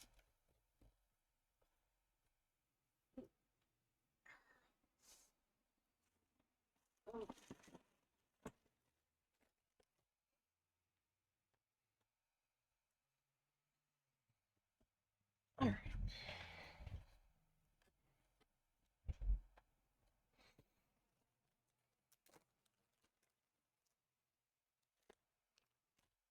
So, we're gonna get some of our yarn here.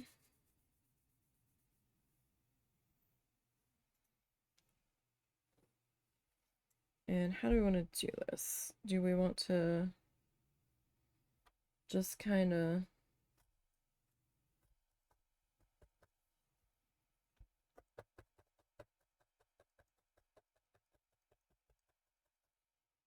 like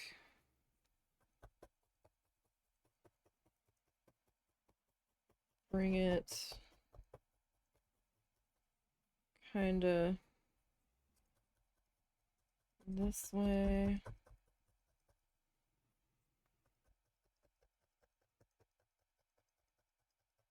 I mean, I guess you can really kind of design it in any direction we really want it to go in.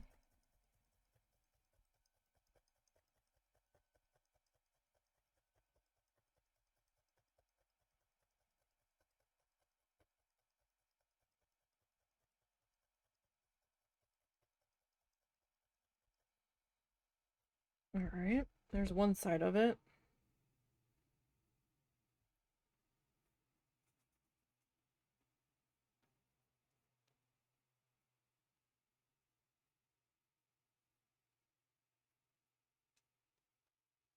And let's see if we can get the other side.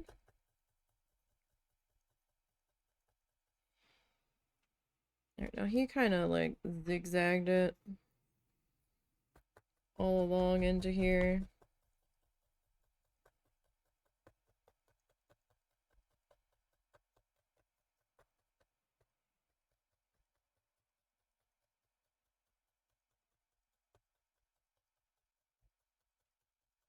And we can come back and do that if we so choose.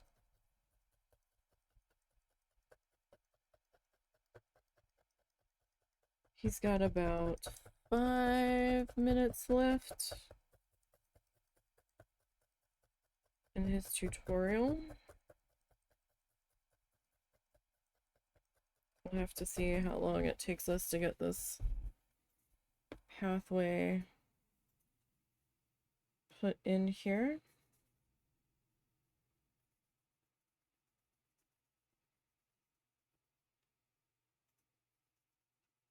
I swear, I'm going to start making these frames ahead of time.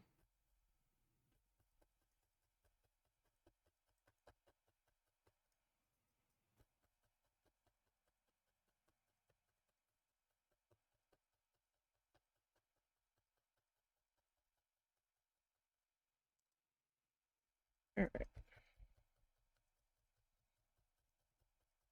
So we'll get this popped into here.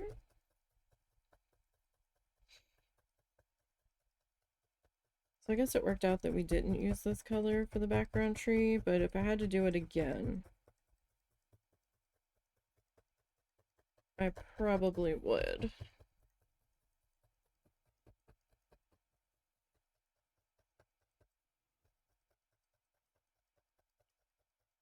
Use this guy for the background ones.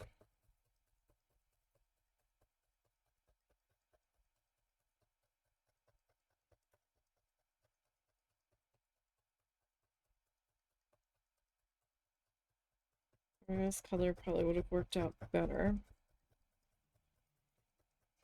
But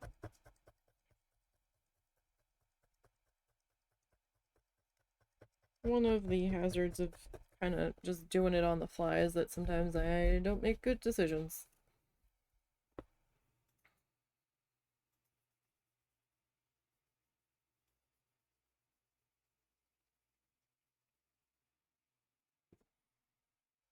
Alright.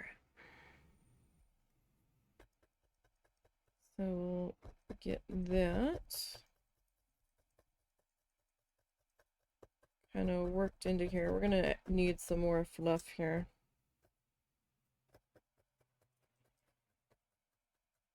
This isn't quite enough to properly fill this in.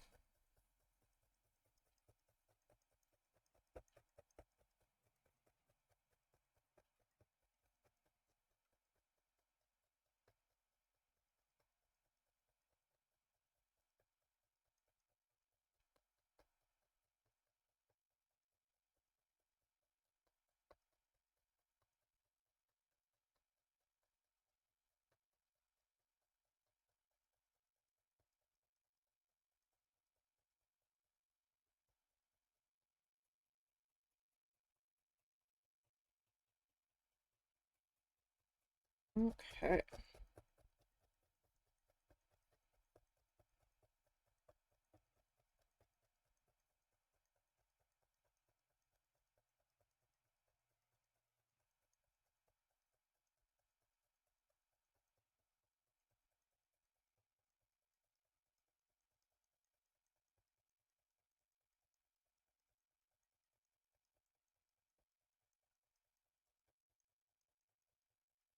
Alright, so we'll just get a little bit more of that.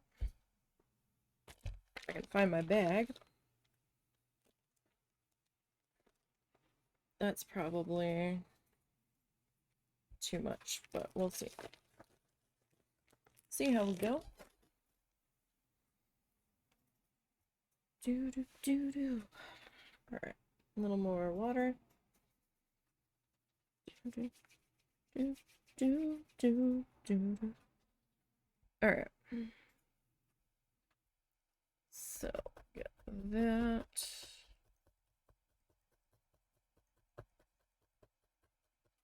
Tapped into there.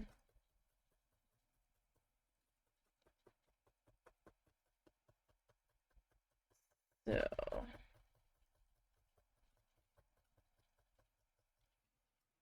just want to make sure I'm not going past where I want to be, because then that could create its own set of thin sections, and I'm trying to constantly chase it and fill it in, and then the whole bottom will be a pathway before I know it. And while that might be okay in some instances, when we're already working quite so tiny,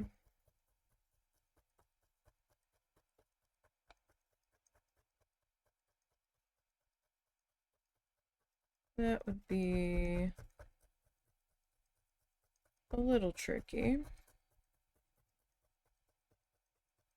Now this one kind of has its own like light blue and white shades kind of interwoven into it,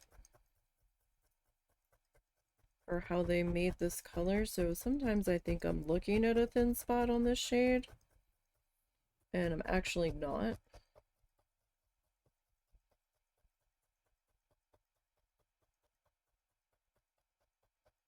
But this is a very nice wintry color.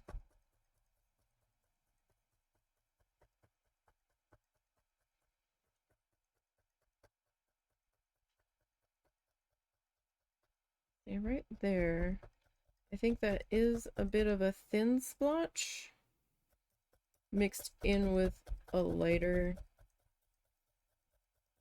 bit of fluff spot.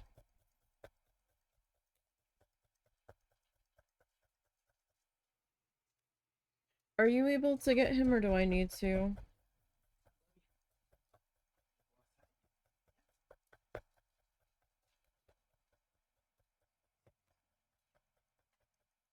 let's trim that.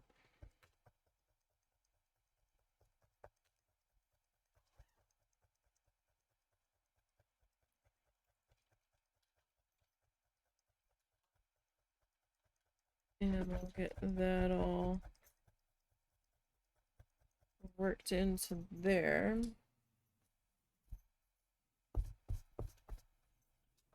Alright, so like, see right in there? I don't really think that's a true thin spot.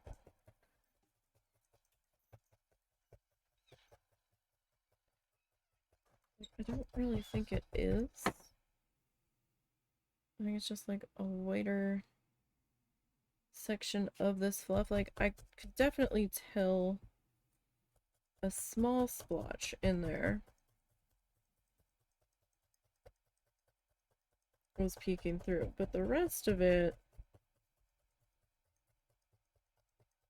I think it was just a grouping of lighter fluff.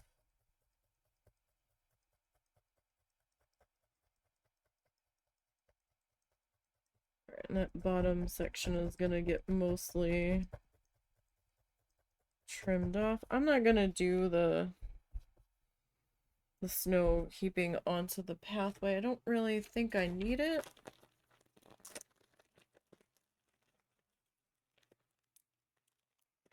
I think that we look okay the way we are. Because, I mean, it's small, so I don't want to go too busy.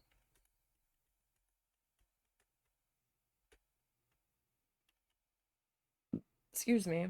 Oh, Bob. What are you doing to me here?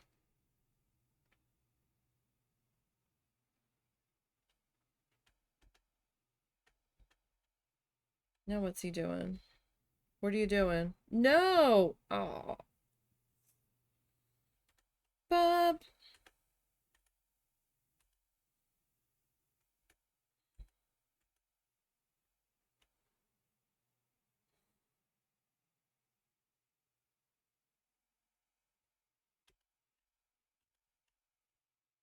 Bob.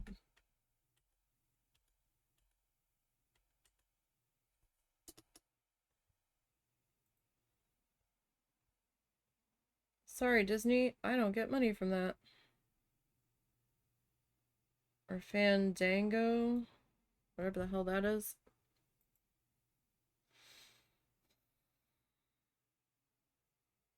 Bob.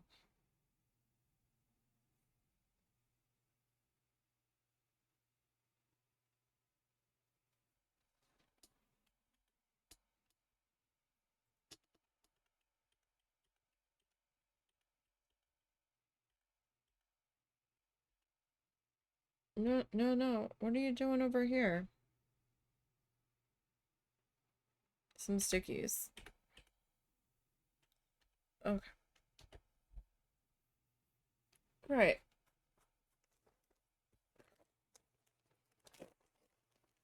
White and brown. I swear, are the two colors this man uses the absolute most.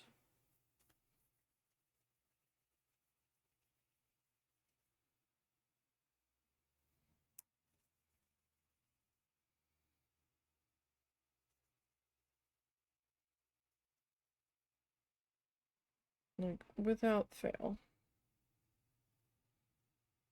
Oh, that got all sorts of discombobulated.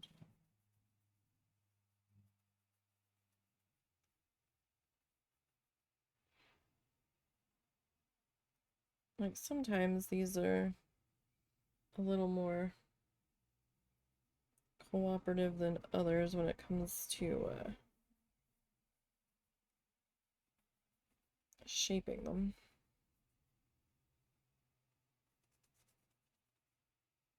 Sometimes. He went like all the way to the top, this guy.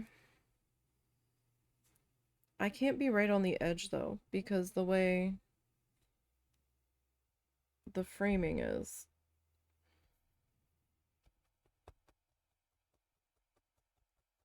We're gonna lose Like, all of it.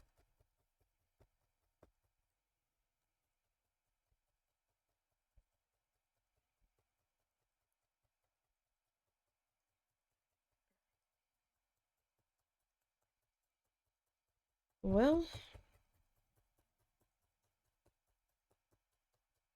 see, like, the trunk is gonna get lost on top of all of the rest of this.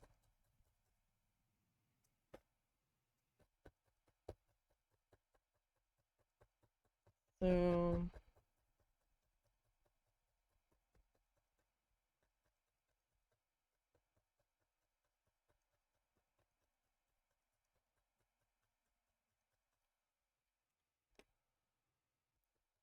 not sure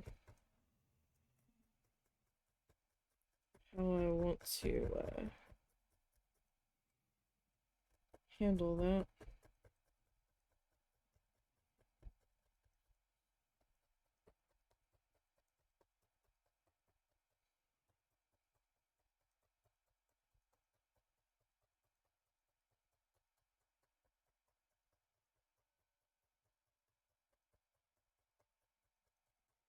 Oh, Bob. Bob and his big trees. I'm only gonna do one of them, though.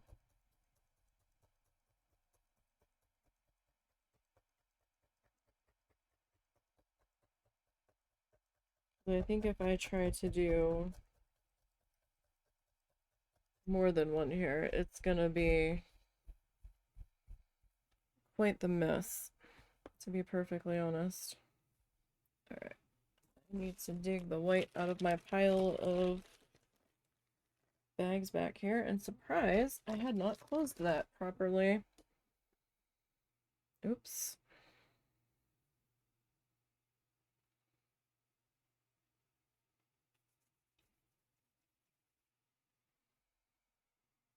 Oops-a-doodles. That's not good. Alright.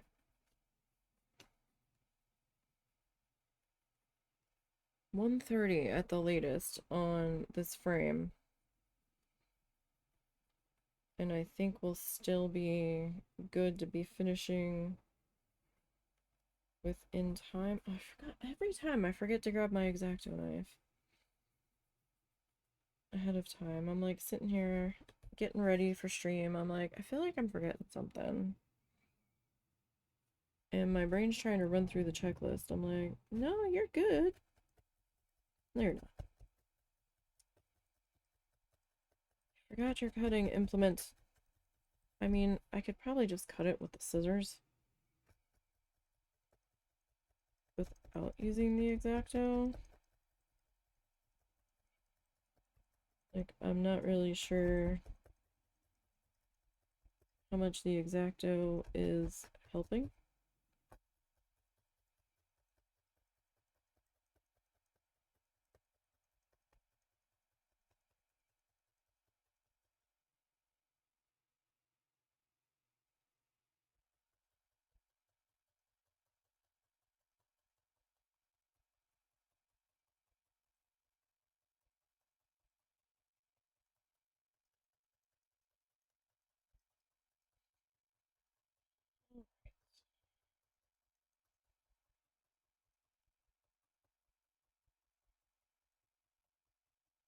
Just kind of working on getting the snow on the edge of our unexpected forgotten that he did this tree. I vaguely remember him doing this when I looked at it 2 weeks ago and being mad about it then too.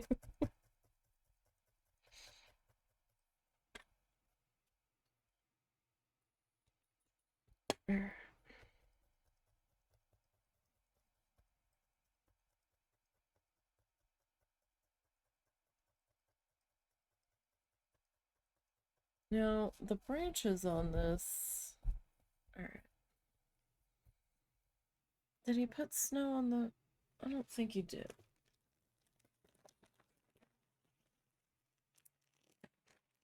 He's also got two in there. And, I'm not doing two.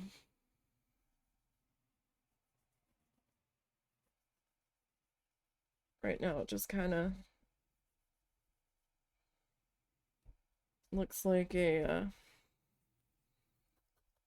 telephone pole as it is. I mean, I suppose it could be if you wanted it to be a telephone pole. Running power to the barn.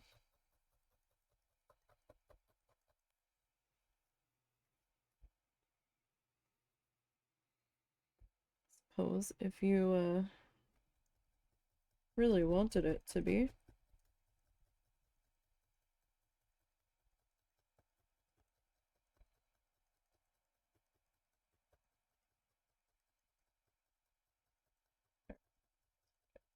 Good.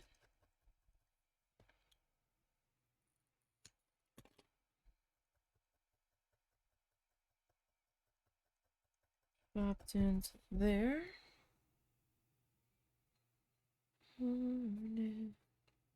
Alright. So, get a little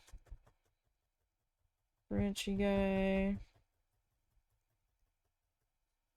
coming off this way.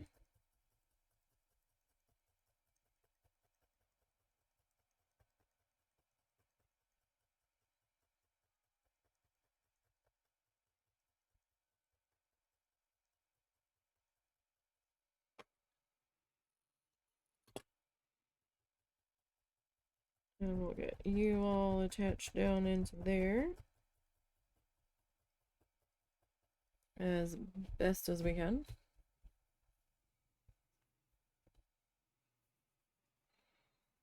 Need a few more branchy guys.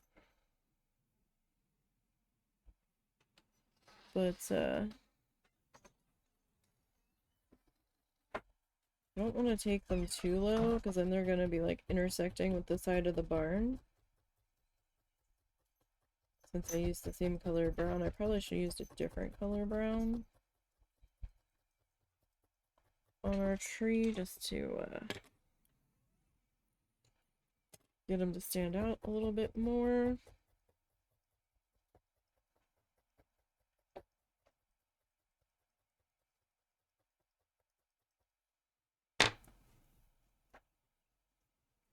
Everything okay? Yeah. What's up? Not much. I'm sitting out in the chair with him for a little bit. Did you check him over? I'm working on it.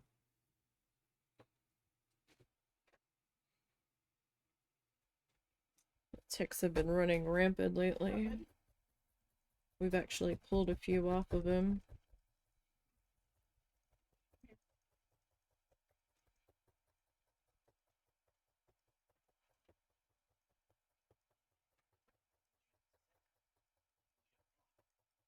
We don't ever remember them being this bad before. But the funny part is, they don't seem to be getting on Snuffles. We think her hair might be too thick. And we've been checking her too and feeling her over, and we're not finding any.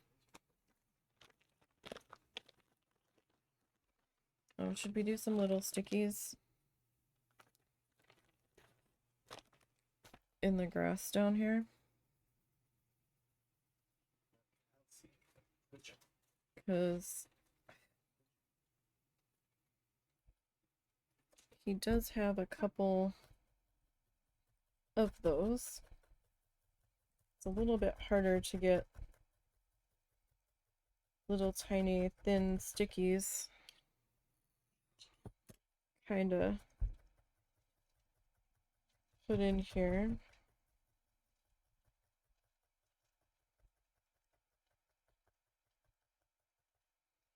While they still look kind of thin and sticky.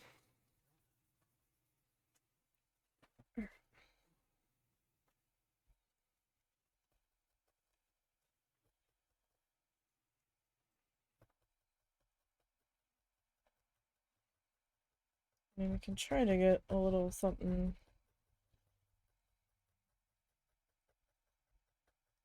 popped into there.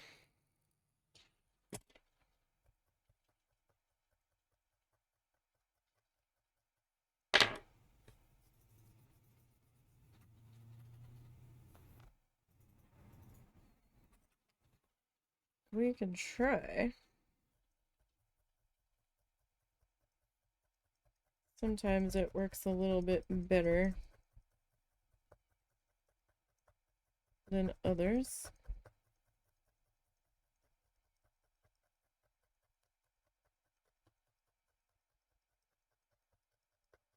Oh, that's a tiny little shrubby. I got a tiny little grouping of sticks there. Alright.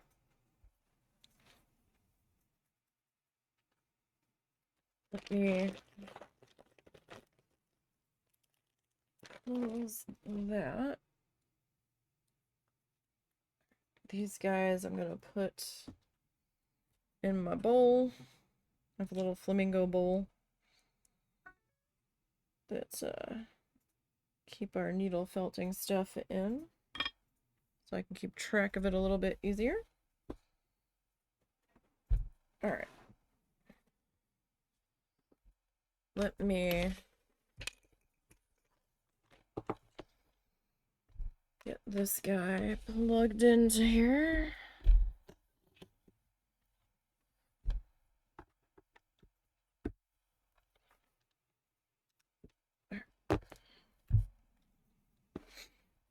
Alright, Nisey Brain, the glue gun is plugged in.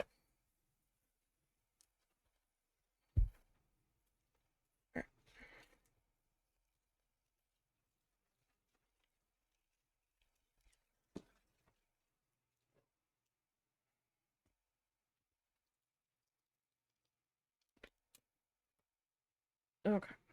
Now, just for simplicity, I'm going to trim the extra edges off here first.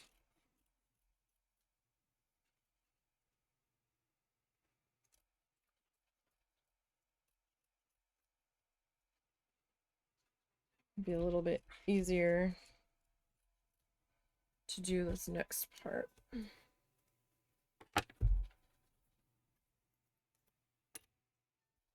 I probably should have did this before I trimmed off all of my handles, but it'll be alright. It'll be okay.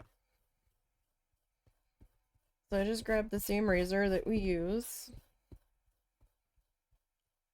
to clean the mat. Right, and I am just kind of cleaning up the back here. I just want this trimmed down a bit, because we don't need all this fuzz on the back. And in fact, it'll most likely adhere to our backing better without this.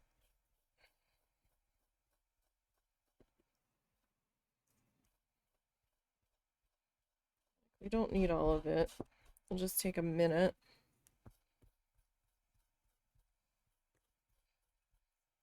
To trim that down a bit. Happens if we go the opposite way. Will we get any more pulled off of here or not really? I think I need a new razor. I think we've dulled this one down pretty good.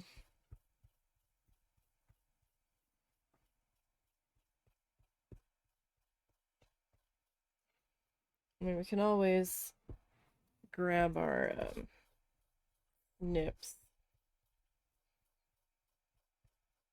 Or these guys. Can always grab those. And give it a closer trim. If this feels like it's not quite doing it.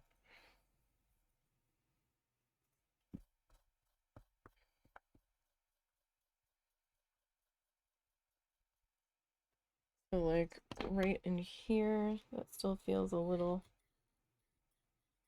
long.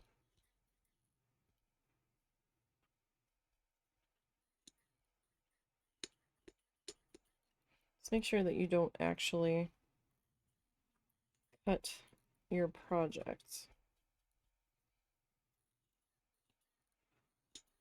You're just kind of like skimming the surface there in case your razor's just not cutting it.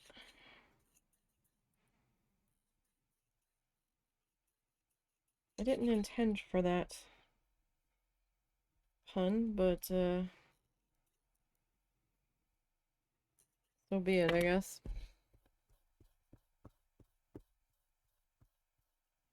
So this guy's a little extra long back here. We did put quite a good amount of fluff into this. Now I am putting some pressure into the razor here.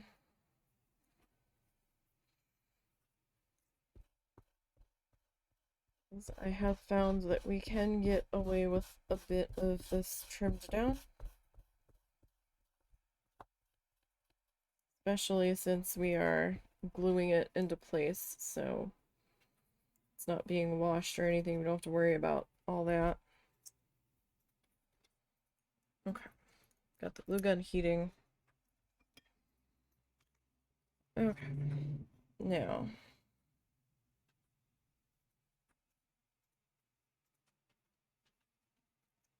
we're gonna grab our scissors and we're gonna figure out where we want our backing to sit.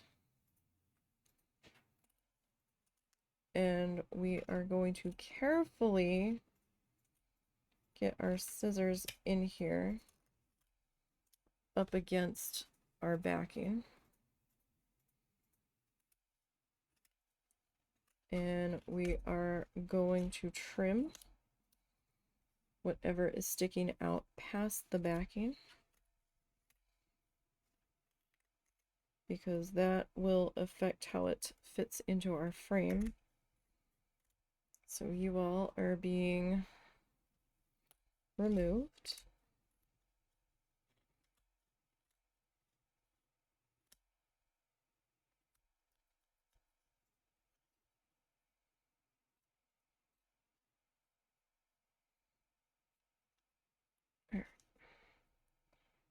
Sometimes you might need to come back on your edges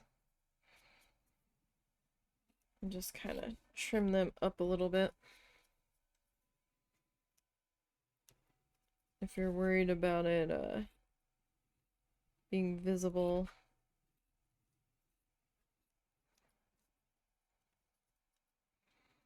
It still feels a little long. Okay. Alrighty. So we got that kind of cleaned up there.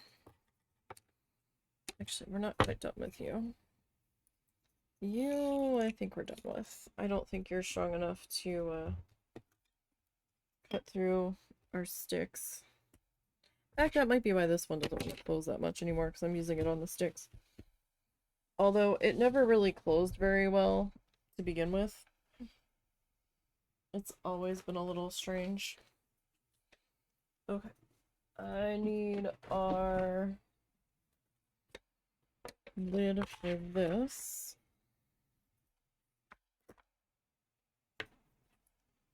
We've got our dark chocolate craft paint here. And we're gonna mix that, or shake it really good. Where do we want to put you so you're visible? Do we want you over here? You're not really visible. I'm gonna put you there. Okay. Alright. This is just that same, not the same lid, it's one of the lids. It's the same lid we've been using for the painting of the frame, put it that way.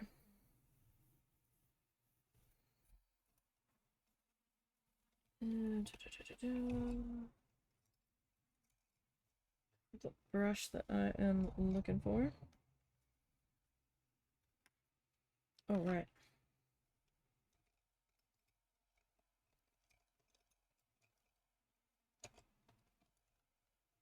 Where is it? Right there.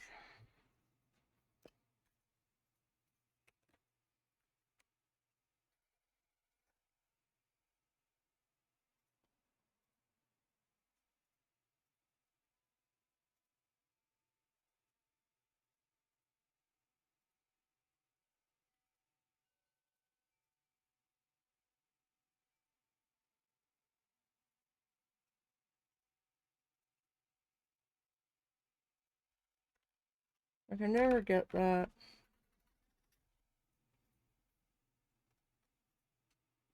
Oh.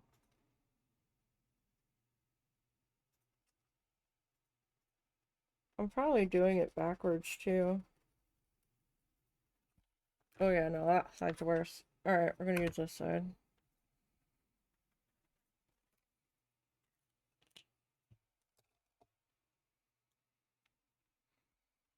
Alright, this will be the side that we are gluing onto.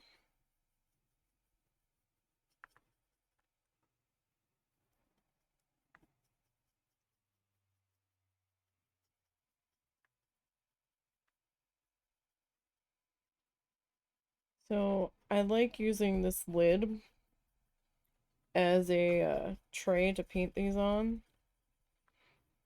because I don't have to worry about making a mess on the desk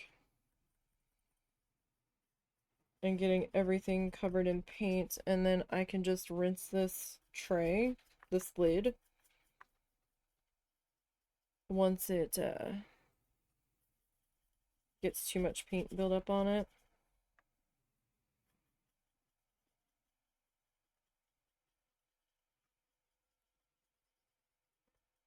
And just give it a little refresh, and then we'll be good to go with the fresh painting receptacle.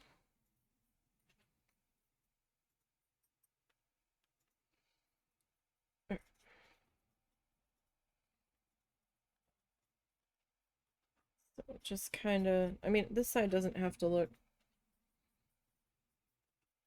completely pristine, because this is the side that we're gonna glue on. Technically, I wouldn't really need to glue this side at all, or paint the side at all.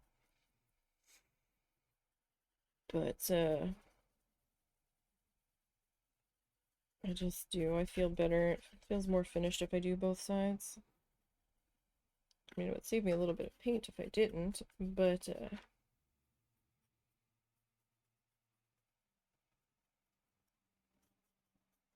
I don't know. There's a part of my brain that's like, no, you need to finish that.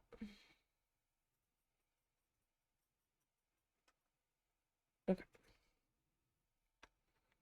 Now, the good thing about this wood and this paint, they seem to get along fairly smoothly.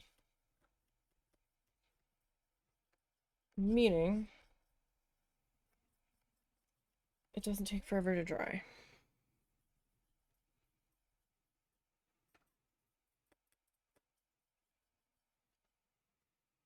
Because, to be perfectly honest, if I tried to put the heat gun to this to dry it faster, it's so thin it might burn.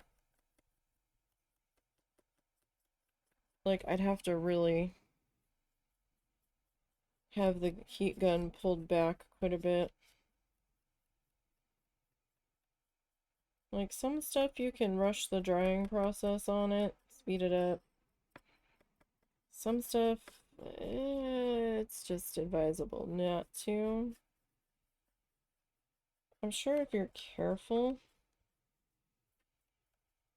you could do so. But by the time I get done all of our pieces of our frame. This guy is like dry. So we just have to deal with getting our fingers a little bit messy to start off with.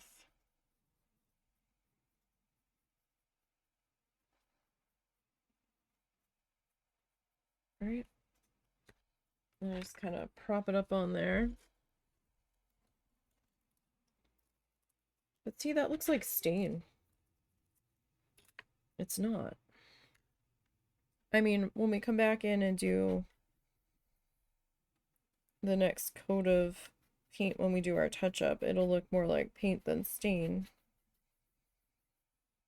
But, right now,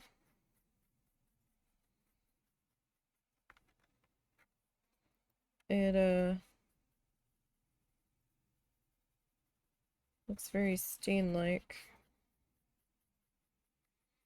Now, don't forget, we do have some of these available that we've made on stream on the eBay store. If you want something, I would get it soon, because I'm going to be pulling them down by the end of June. Because what I've got up there will be taking a trip to the farmer's market and seeing what might get rehomed. The link to the eBay store should be in the socially links area on here. And it's also the pinned comment on my Blue Sky profile.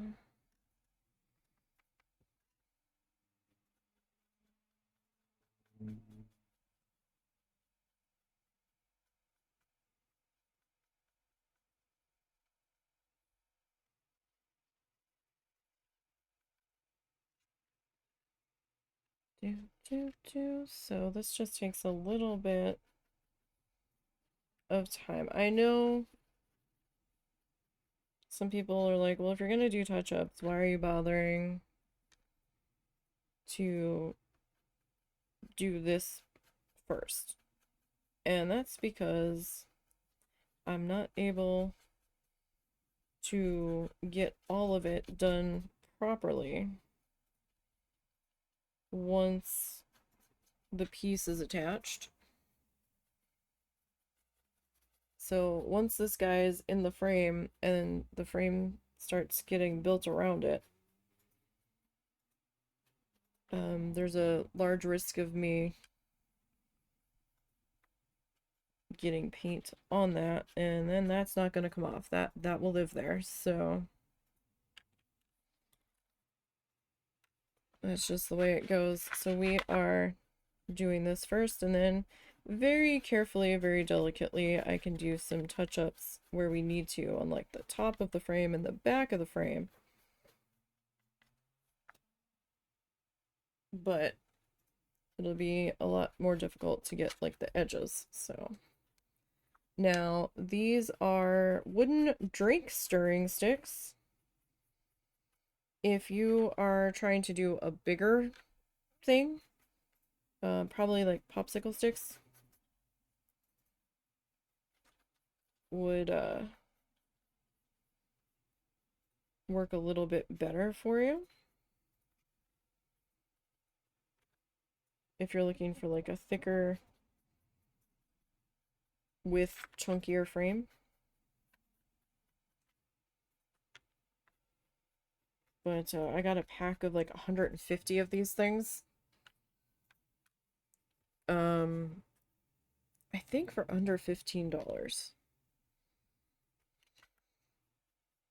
on Amazon. Of course, that was before all of the tariff stuff, so I don't know how much they would be now, if you can even get them. But we've made, this is our 12th frame, and I have like barely made a dent in the bag that I have. So I'm like, oh wow. We still have quite a few of these guys left. Now, when we're done with this season, I don't know if we'll do more of the magnets right away. I might do a little something else for a little bit.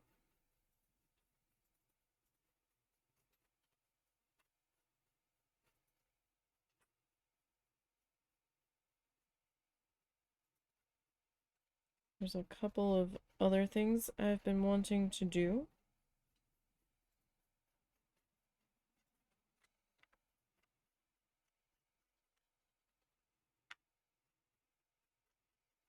I might try to do something else with these.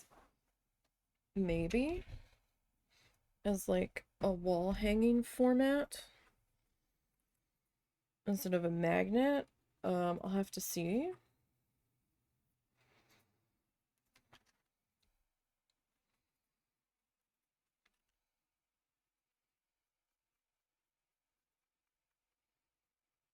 But we'll also see how these are received at the market.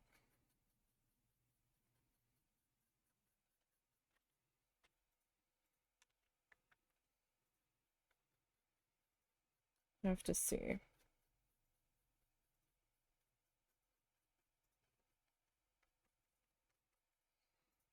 It's like there's only so much room on one's fridge, right?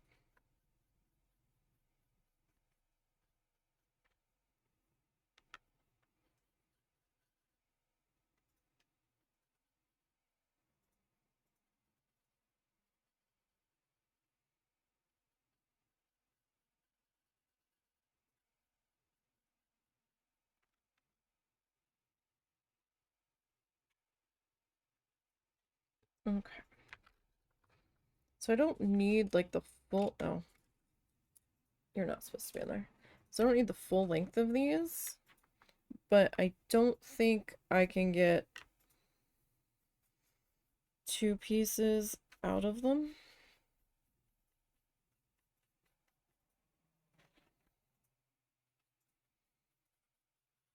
I mean, if my cuts were a little bit more precise, maybe, but it'd be really close. But these were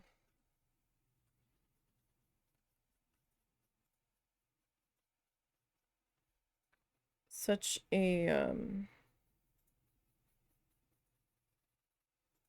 inexpensive thing per item that I'm okay using as many as I do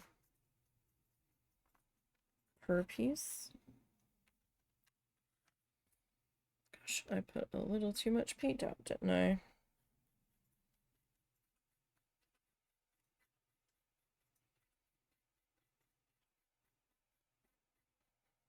Or at least this time I did. Other times I don't put enough. And I'm like scraping every last drop of paint off of here.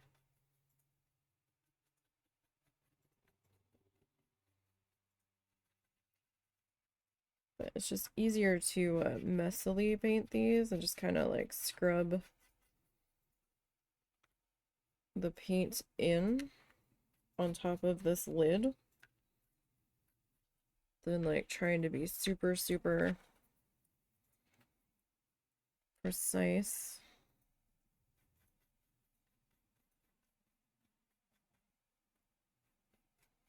And I'm purposely leaving myself a tiny little handle here that's not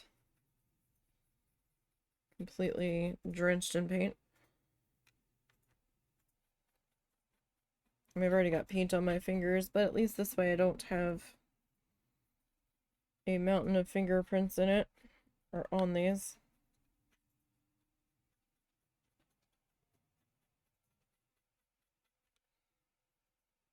Alright. I feel kind of bad we didn't go and do our tradition of mini golfing on our anniversary, but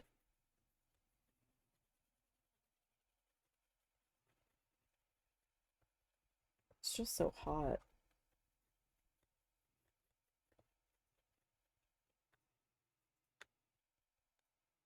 And it was a Sunday, and I didn't know if they were going to be crowded.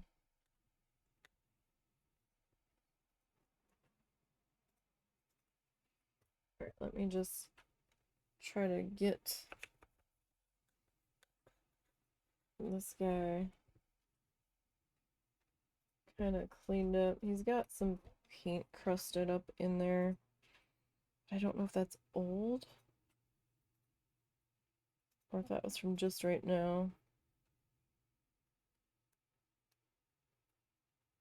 The way I'm like chipping away at it, it might be old. Now I've got paint all up underneath my fingernails. Woohoo! Alright. So I'm gonna get just a little bit of tacky glue.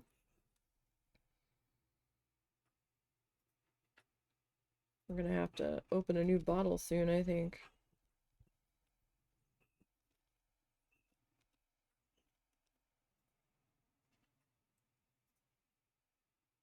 We're gonna have to open a new bottle to finish the tissue paper project. That's okay though. I've got 3 more bottles. Made sure I had enough, so I didn't run out in the middle of the project. Okay, so we've got our glue. Need my pencil.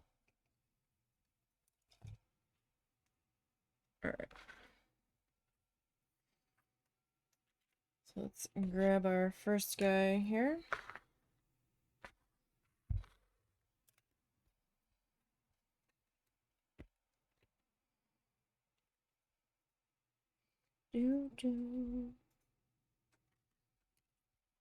Alright.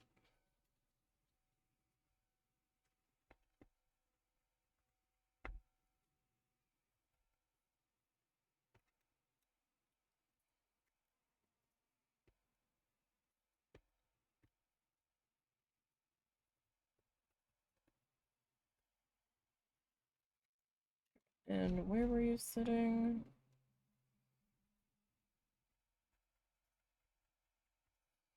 Alright. We will see if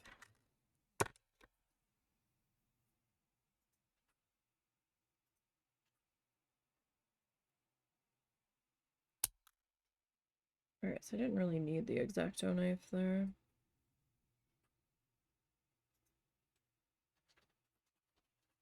Like, I didn't really feel a difference in cutting through.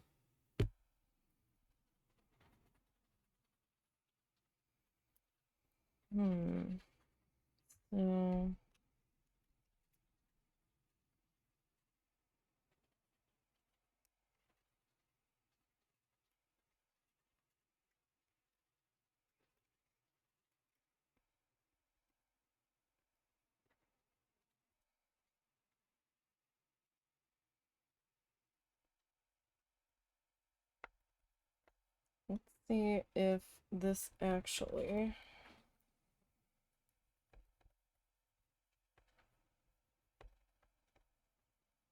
works to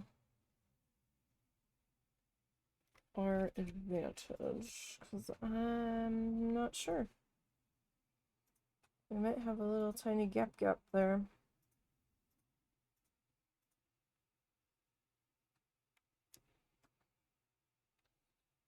That's top. This is side. I'm gonna do T and an S for that one.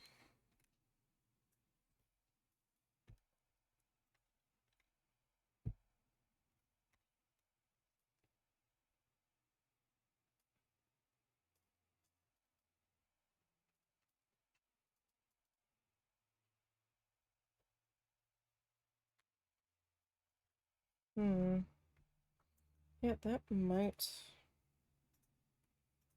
I mean, technically, if we do it that way, top and bottom should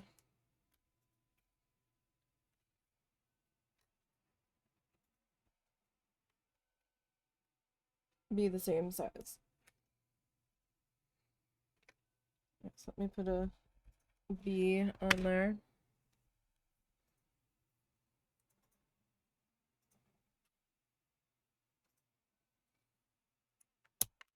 All right. The bottom, like the sides of the frame, are a little bit easier to put together than the sides anyway.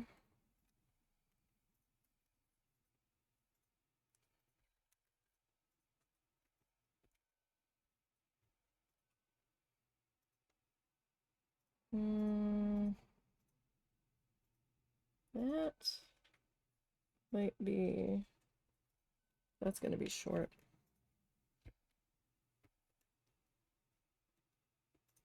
Because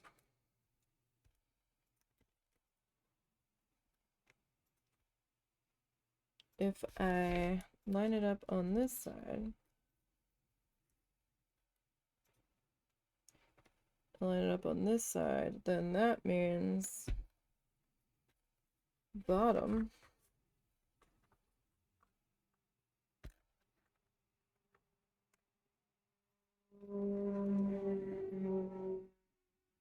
like, see right there, I've got a gap.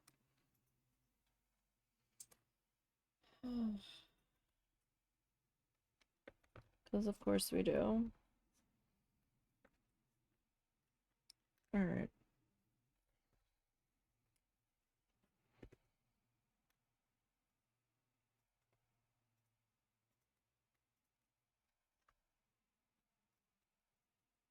So like, even if I get this like perfectly lined up on one side,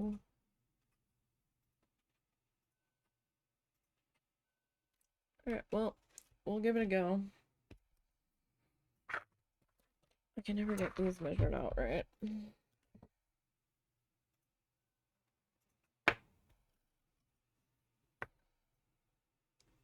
It seems.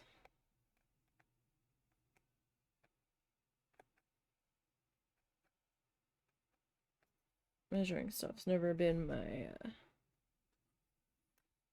strong suit. So do keep in mind, if you do order one of these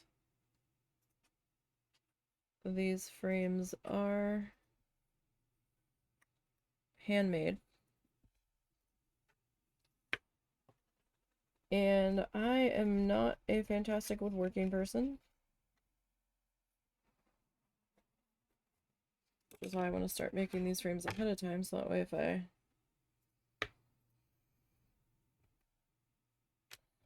botch it too much,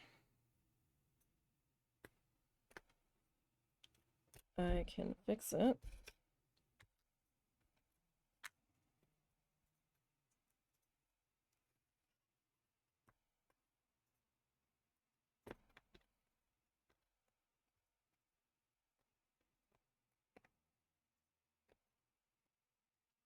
All right.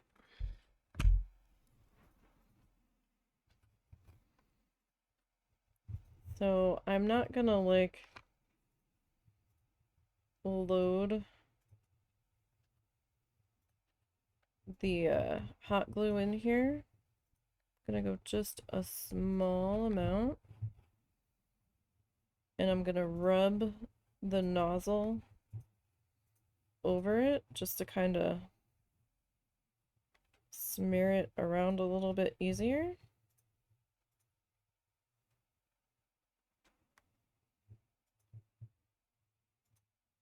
To try to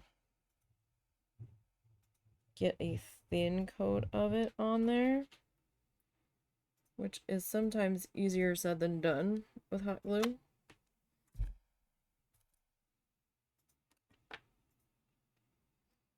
Alright. So I'll just give that a minute. The tacky glue tends to hold a little bit better.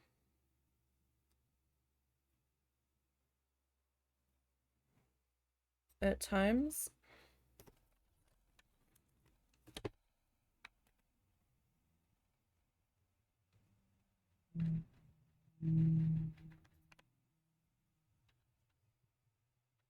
But I've also not had the best luck with this hot glue on projects lately.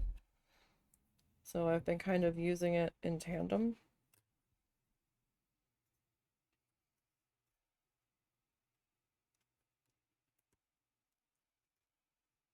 That is not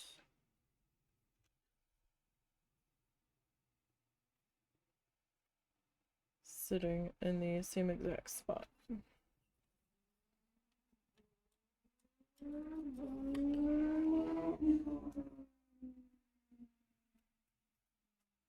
So that is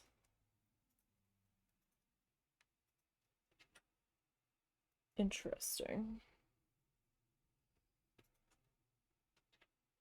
So I might need to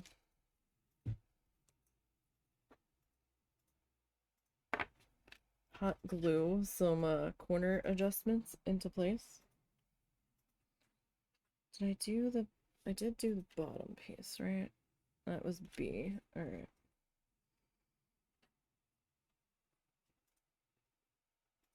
So let's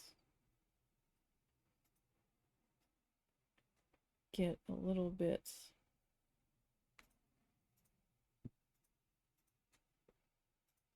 I mean, I could have also put that guy in place first.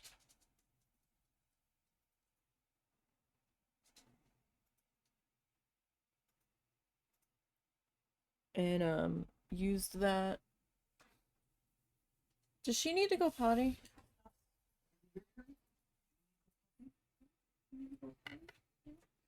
And use that as to like a secondary brace almost.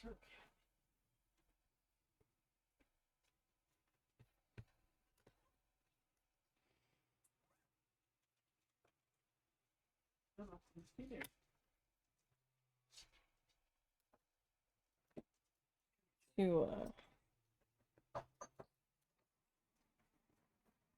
like help keep everything a little more sturdy.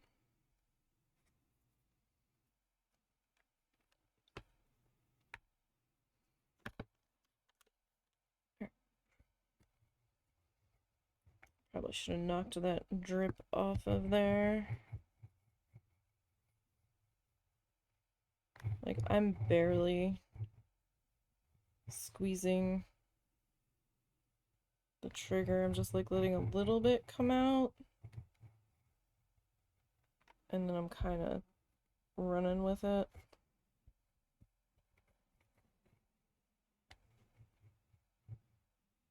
Down the side here. Because I don't want to go too thick, because then that's going to affect how this guy is going to fit together.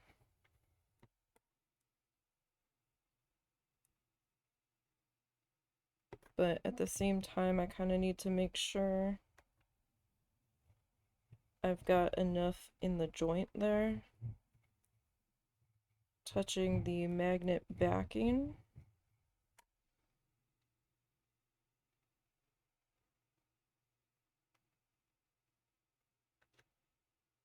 And I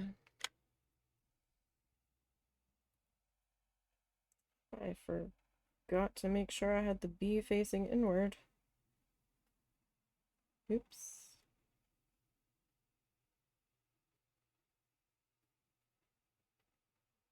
Well, we're just gonna have to touch that side up.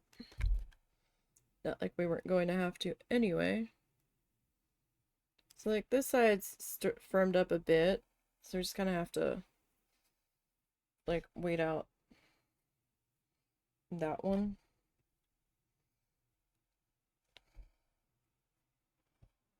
So yeah, I'll have a little bit of a tiny gap in there.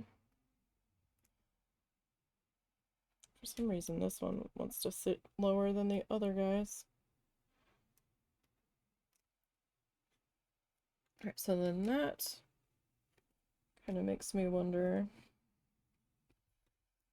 for this side.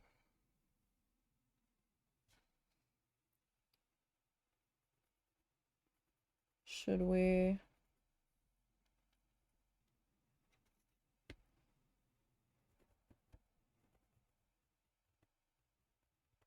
like do that?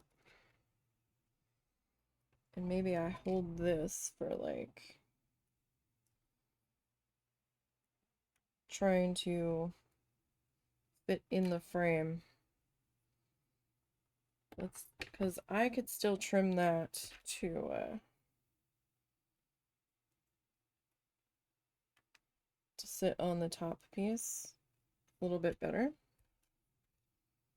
if this works better. So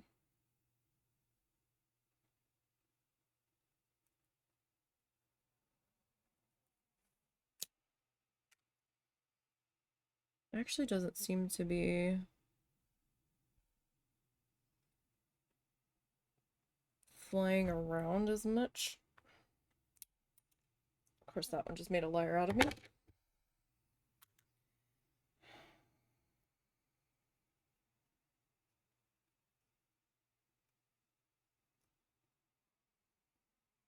All right. So let's get a little bit more glue.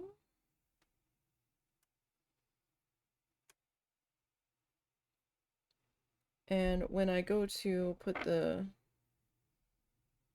piece on the back in here, I'll make sure to run the glue here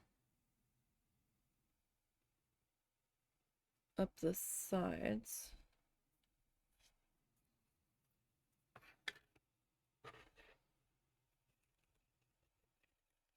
Don't want to leave the glue, the tacky glue, in the brush, because it doesn't take but a couple of minutes for that to start to gum up a paintbrush. And while I do have a plethora of brushes, not all of them are really suitable to be a glue brush.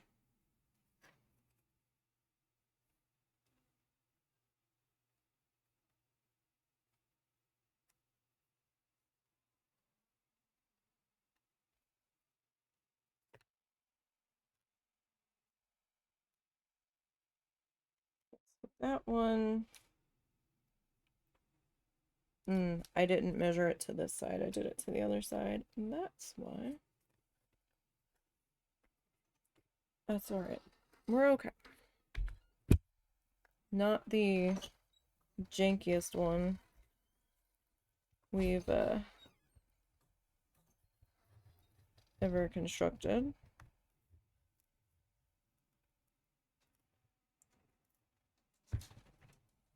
Trying to keep my fingers out of the way of the hot glue.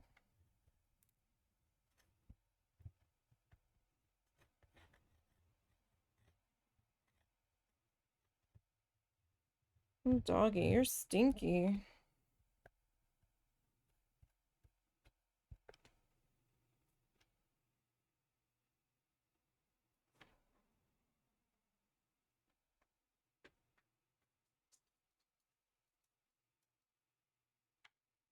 Why are you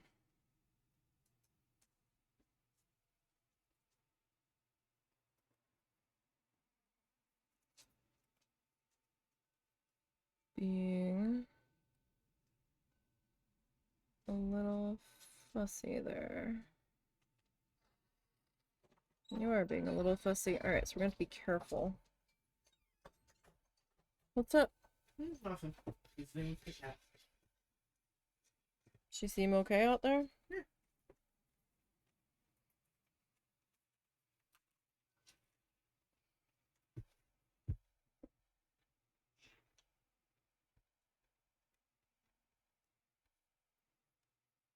Alright. So...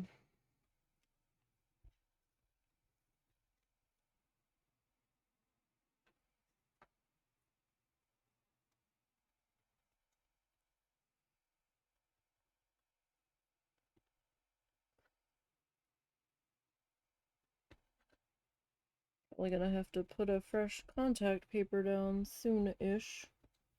We'll see, though.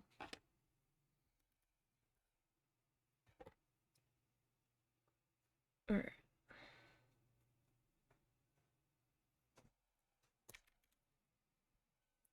So I'm gonna save the other one.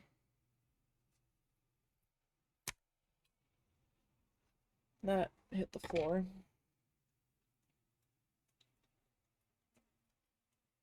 Okay. Again, not the jankiest one we've ever made, but not the best one we've ever made either.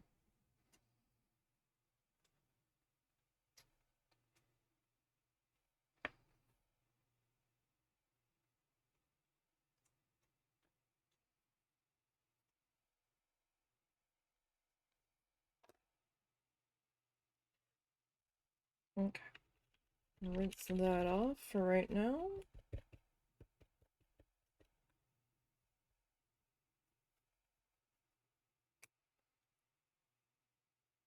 Okay.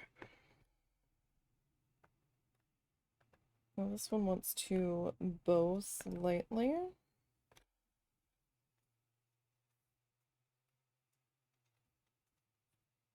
Missed it. It's like a little tiny gnat or something.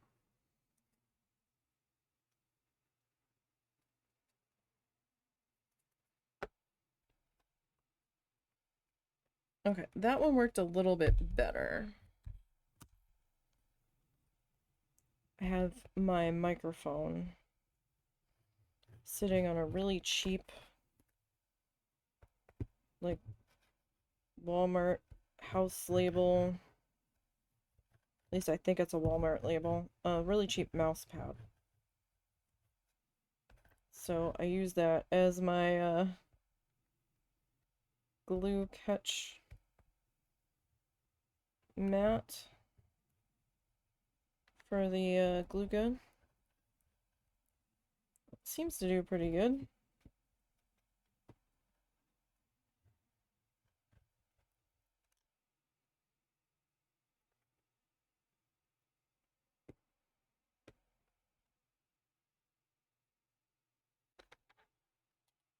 That one's got some fluff trying to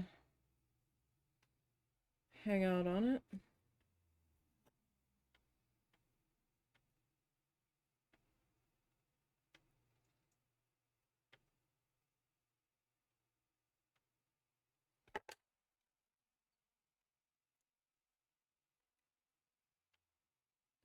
This corner.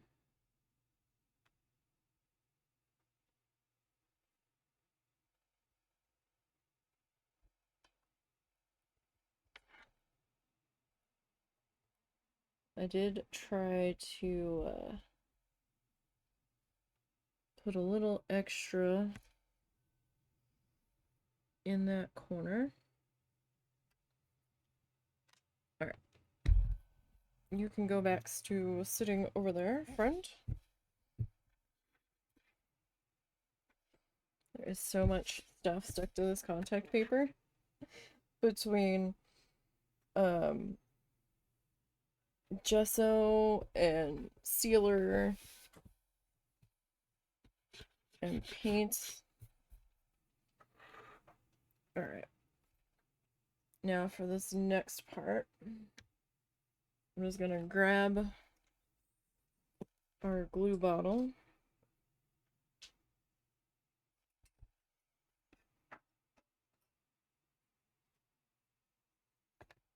Itself entirely. Sorry, I had a moment of panic that I did not glue this to the right side. I was like, oh shit. We're okay. Alright, so I'm going to add this directly into our little tray that we've made here.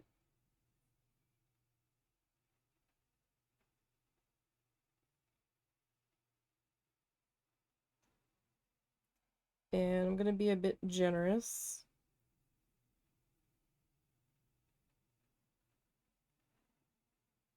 This is not a section that I want to skimp or be stingy with the glue on. The bottle does feel mighty light there.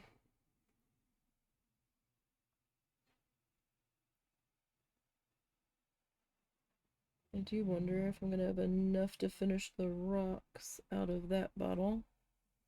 Not a big deal if I don't.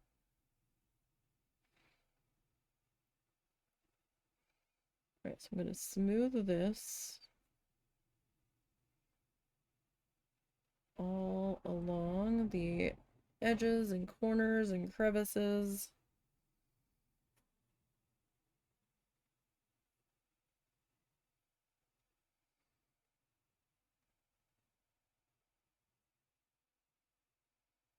I have a couple of minutes to do this, but if you do it too thinly, you're gonna have less time. Because this stuff starts to get a skin over it and starts to dry a lot faster than like Elmer's would. I wouldn't recommend Elmer's for this. I mean, if that's all you've got, that's all you've got. It might get the job done. It's going to take a lot longer to dry.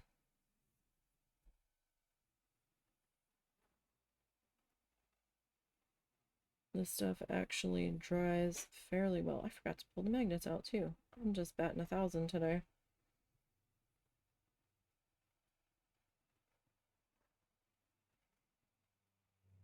Alright, I'm just trying to spread this a bit more into here. Make sure that we are all good and saturated in here. Now I'm making sure that my edges are done this time, just to make sure we've got a little extra grippy power. Rinse that off, because I don't trust it not to dry in the brush. Alright, make sure we have no wet paint on our fingertips. Now we've already measured this to the backing, so it should go in without a problem. I have a little, one of our scrap stickies. There we go. That we are going to use to our advantage here to tuck in gently. Like if you cram it in there too hard, your side might pop off.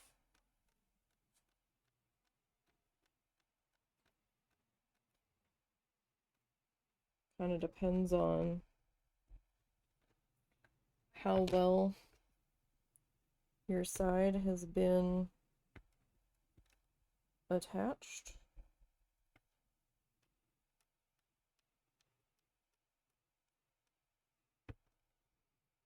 Now, if you didn't get your cut completely precise, It also might be a little struggle bussy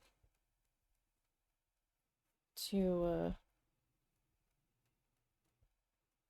get that tucked in there.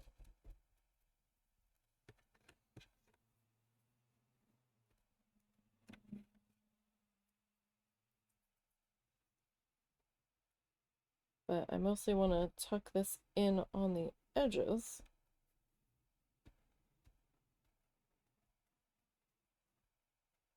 So that our frame top pieces sit a bit flush.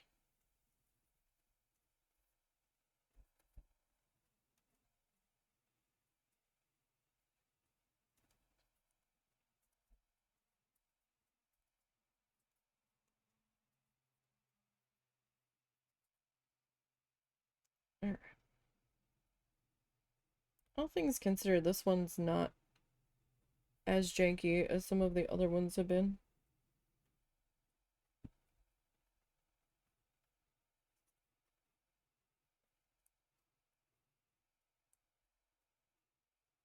All right, I've got some little fuzzes like sticking up. Okay, so this guy.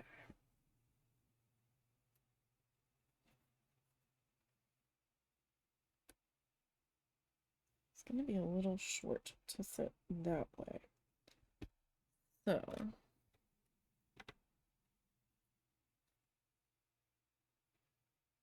for this guy to sit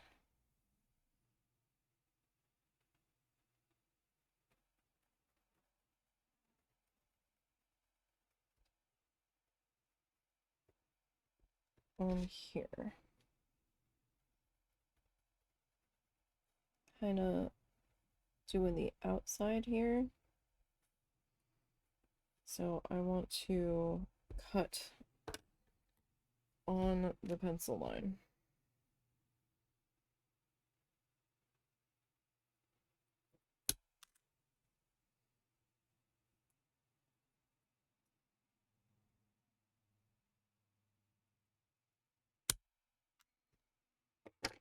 Waiting for it to fly, and then I realized that we'd already cut through it. All right.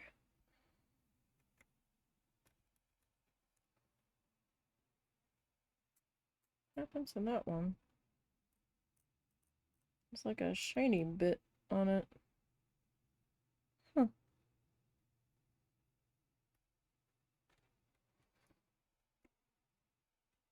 Alright, so that fits pretty good there. Okay. So that one's good there.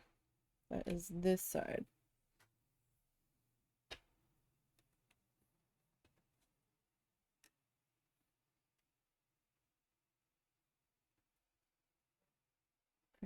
This one.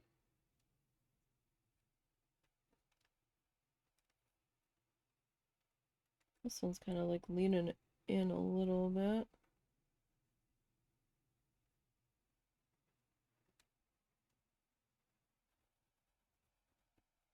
Like, in theory, they should be the same length.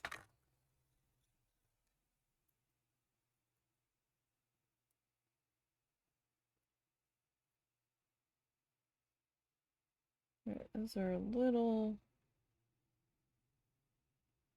different, but not by much.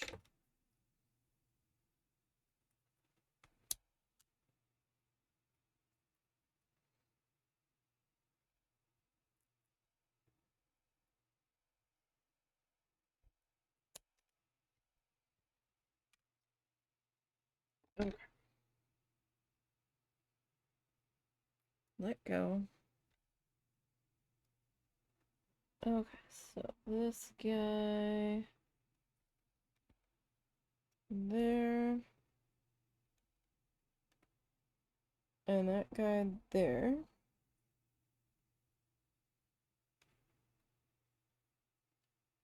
Like, he might be slightly off. If I could get him to just sit still.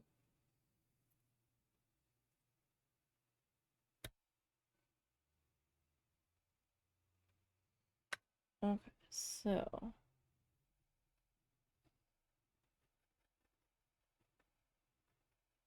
this guy.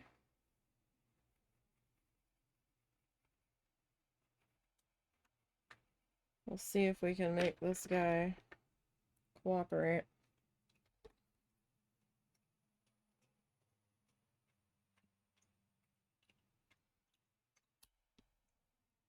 Squeeze my eyes shut because this is so tiny of a piece here. Okay. Let's see, are you going to cooperate?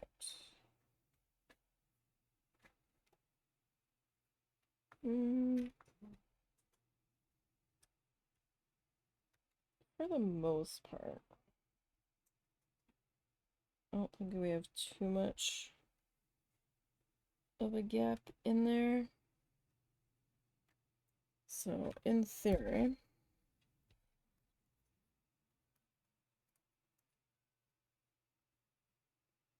you should also fit.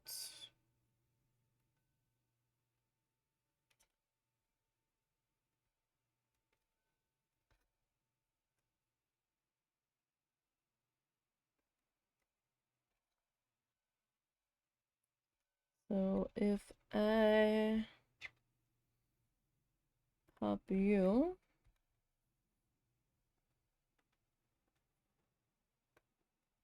into here,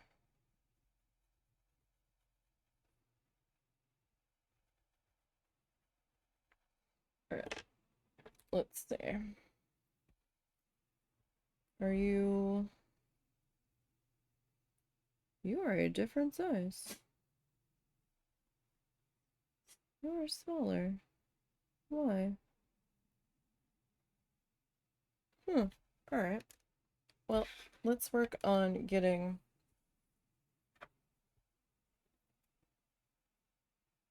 these side pieces popped into here.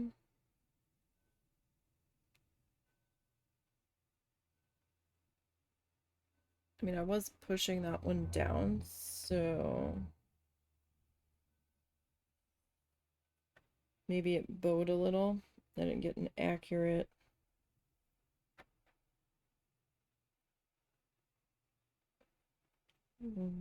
sizing up of the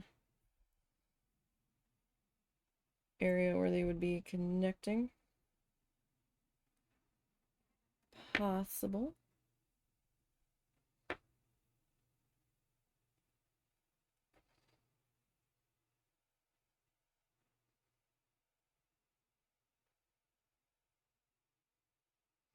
Now, I tend to not use the hot glue in this section.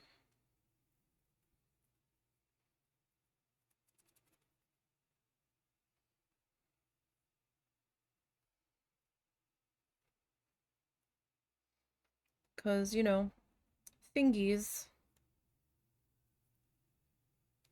We don't want the fingies getting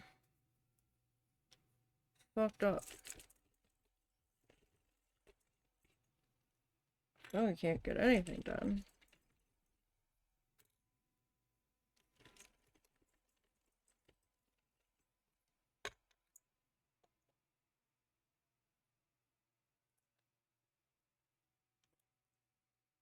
Alright, look you.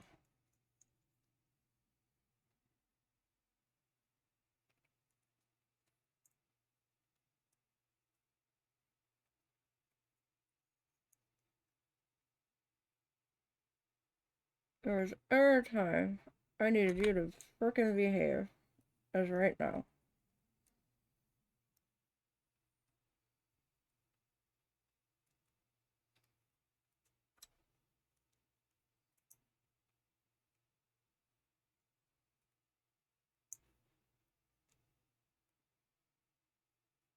Alright.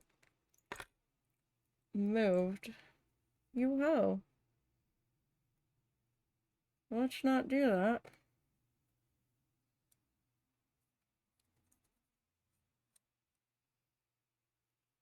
Alright.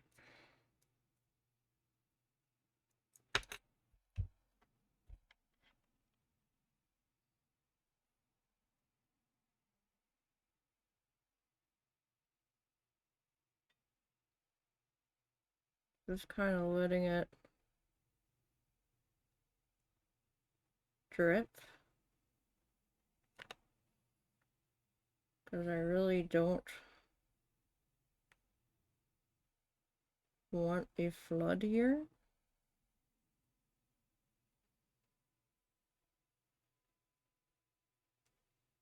As it is, I'm very nervous with my fingers in there.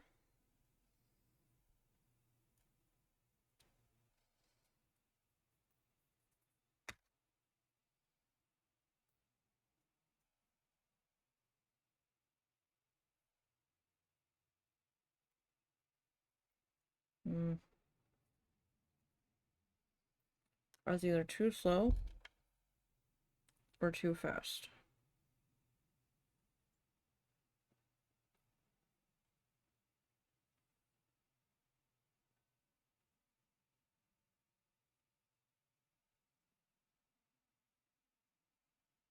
Okay.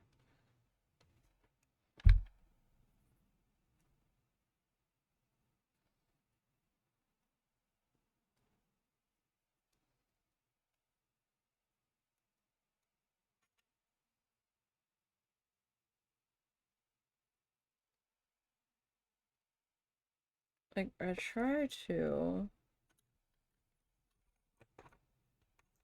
get this on the edge, right?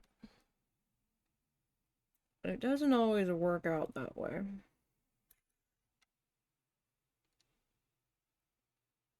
Yeah, that keeps shifting outward.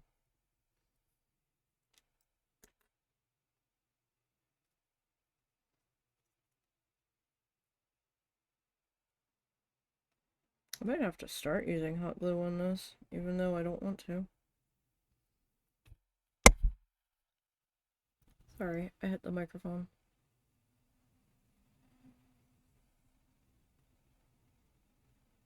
If anything, just to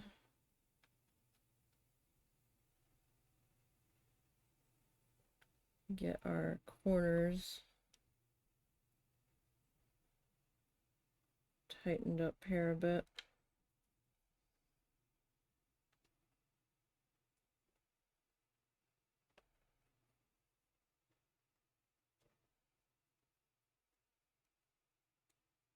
Sorry if I'm being quiet in this moment, but I'm trying desperately not to burn myself.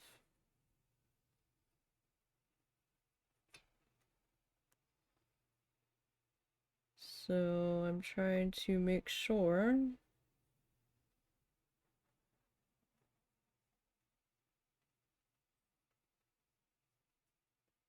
that I am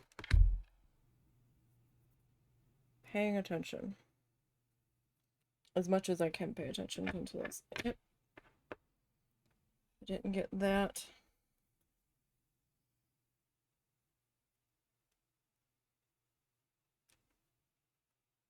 Rinsed out fast enough.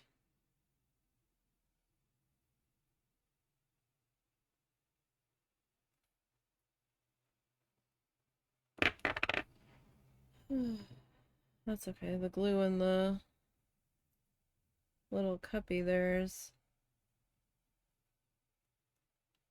not wanting to be super cooperative either.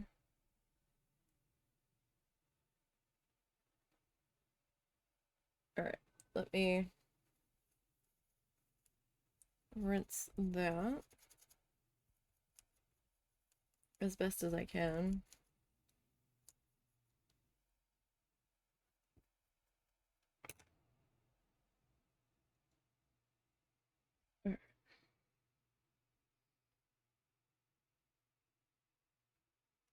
that,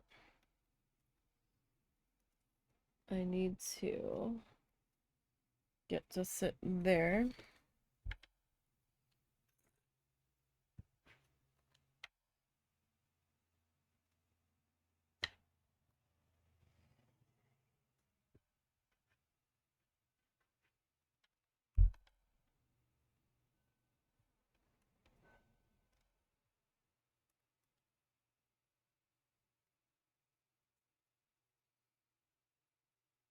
All right.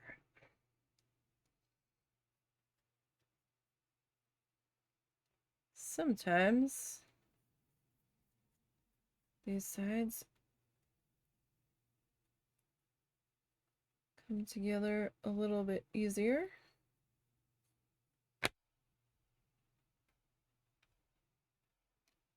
Sometimes the clips make it worse than if we had just taken a minute. All right, so are you actually going to sit in here?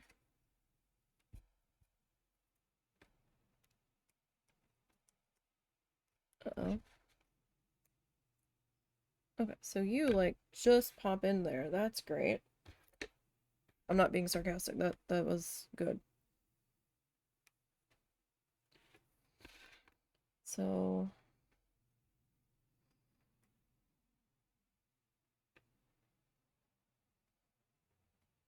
are you the correct size here? So if I can just pop you into place down there, will you also...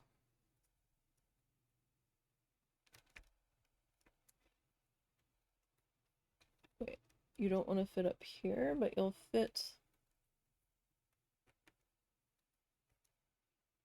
down there. I mean, technically, you would think you would be the same size, but maybe not.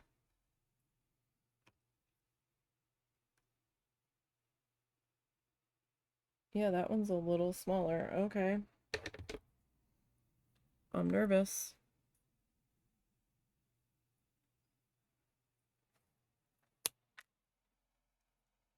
That this is not the right measurement.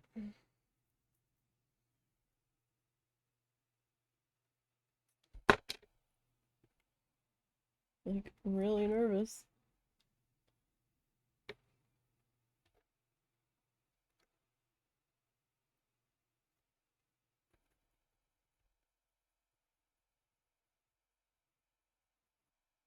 Okay, I want the outer line.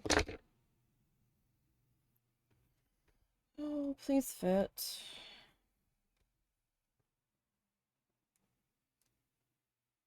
Okay. That's not terrible.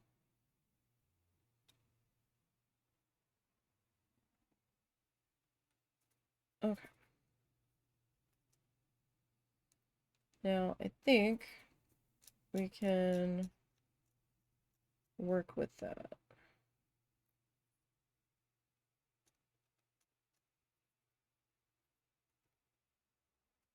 Okay.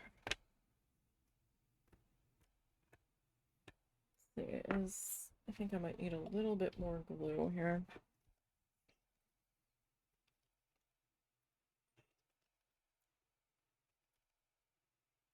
And part of me kind of just wants to slather it onto there, but I'm afraid I might get it a little wider than I intend. And like it will change the texture. But yeah, we're starting to run out of glue in here.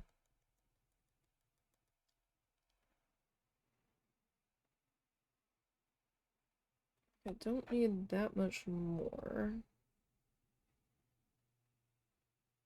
for right now. That should be enough.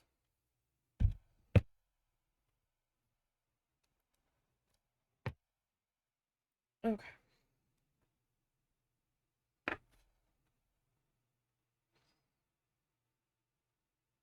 So let's get this all gooey. Like, I can handle paint being on me fairly well. I hate being sticky. Especially, like, sugar sticky. That's a sticky that feels like no amount of soap can deal with. Like melted candy sticky, or like eating a cut slice of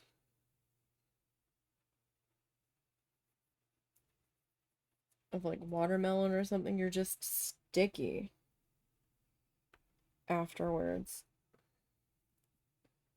And then it's almost like that stickiness stays with you for hours, even after washing your hands.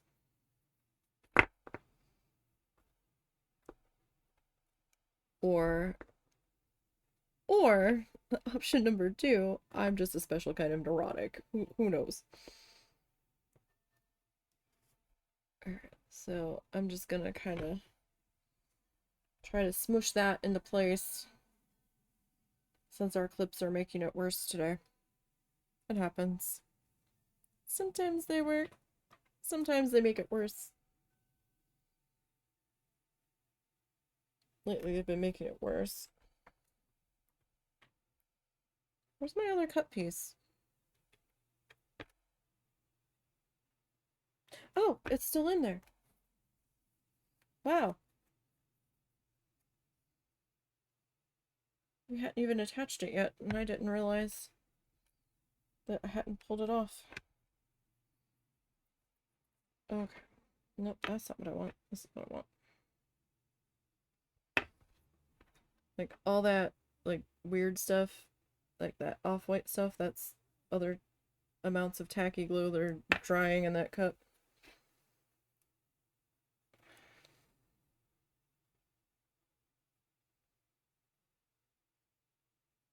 They look like weirdly cylindrical jellyfish when I pull them out, with all like the glue drips going up the side of the cup from where I've been wiping the glue bottle off on the edge.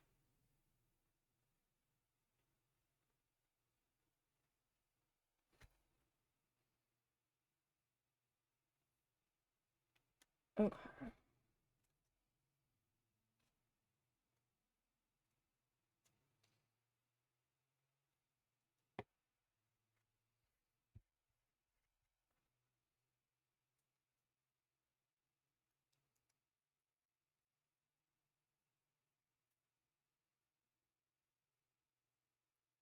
Okay, I'm probably gonna hit that with some more hot glue here in a second on that corner.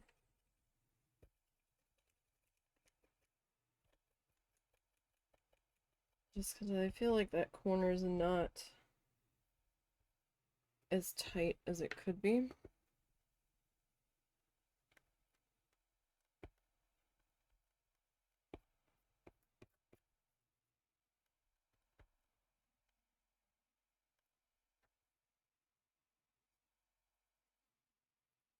Alright. That's not terrible. Get my fingers out of the way.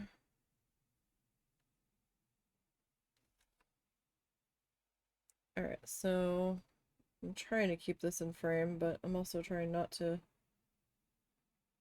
have anything silly happen here.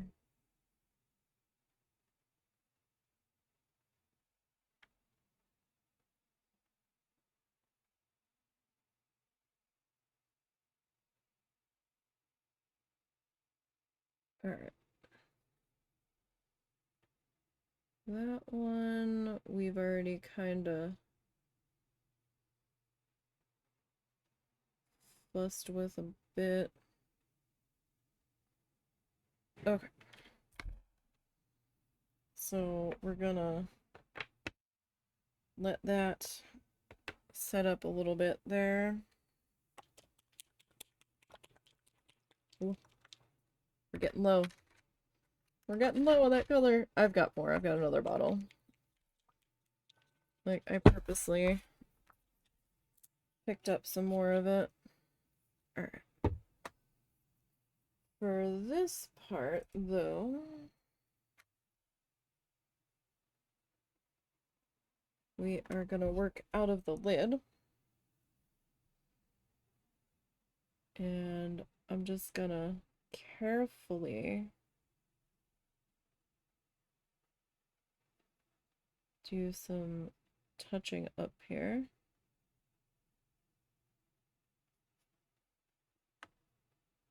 Along our edges, cover any glue that needs covering.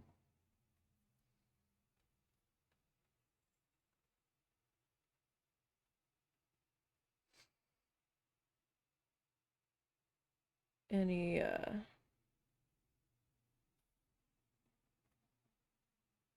potential pencil marks or glue overflow. Like, the hot glue is sort of paintable. Like, it won't completely disappear into the background.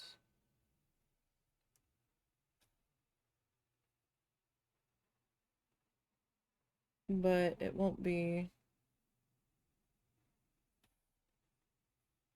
as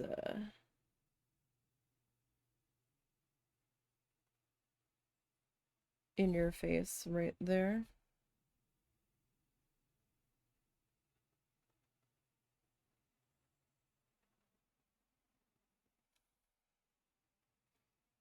Wow. Oh, okay. Nope, it is actually still shining through there. That's a problem. That letter B that we put on there. Oh, you know what? This corner. Probably.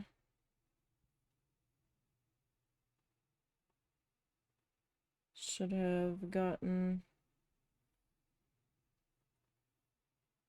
a little bit of glue gunification on there. Alright, so again, I want to be super careful here. Because if we get paint on there, then the paint lives there now. There is no removing that at this point.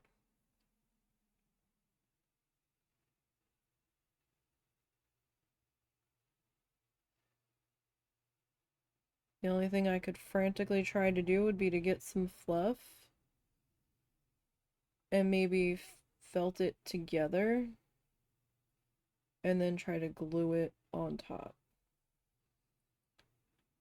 And that'll look very obviously out of place. It'd be like, what happened here?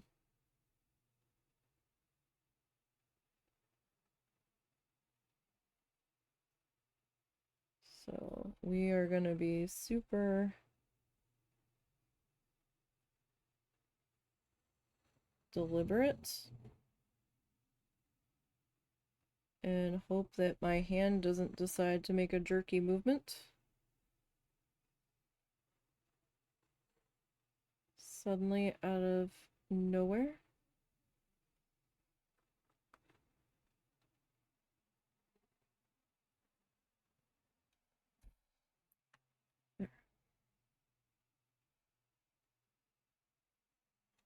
We will touch up this side.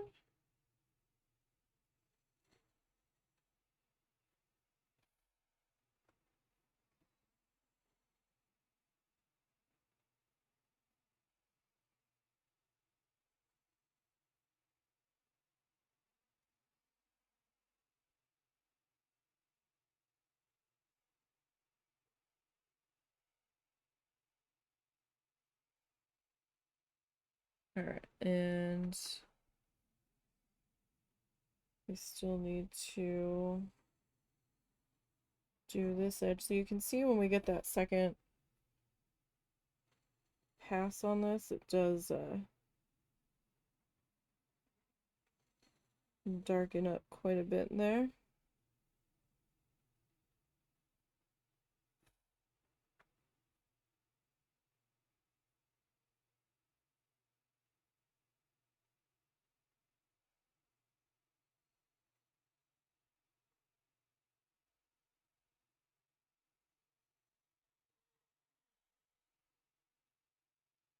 Okay. Just want to touch up this side. And I'm still thinking about that other corner.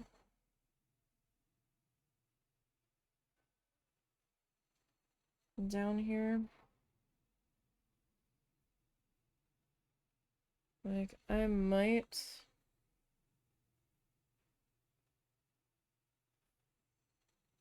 hit that with just a little bit of glue. Because that corner didn't really get any on that outer edge.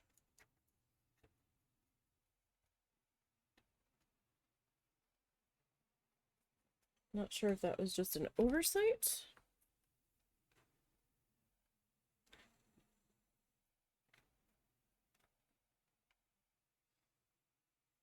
On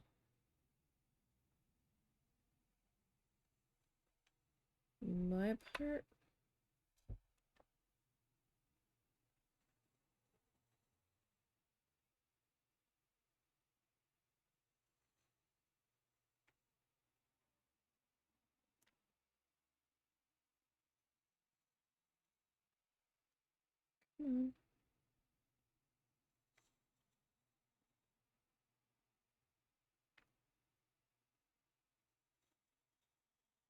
I just want enough.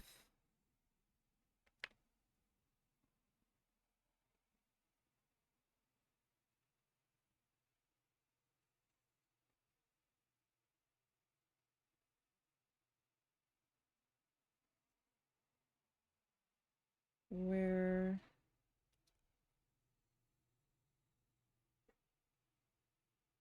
we have some sort of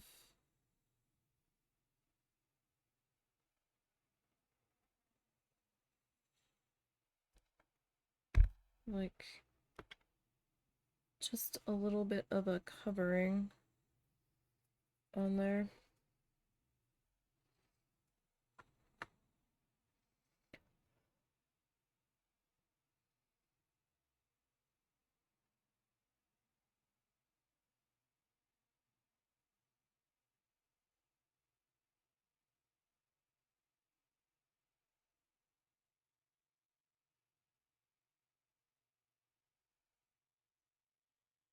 See, once it dries on there,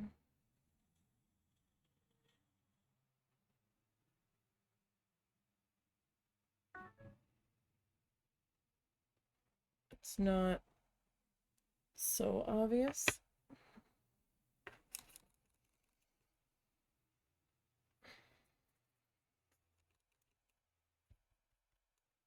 Alright, so while that is drying, let me close this. And I've got this guy. Let me move this out of the way.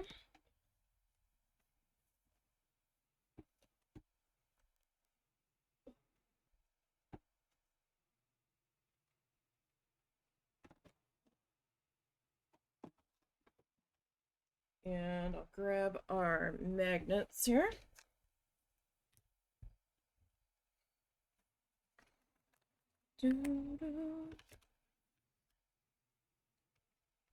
Okay.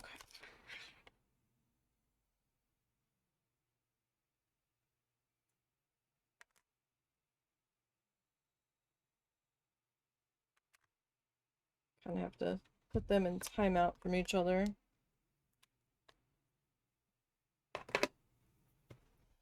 Okay.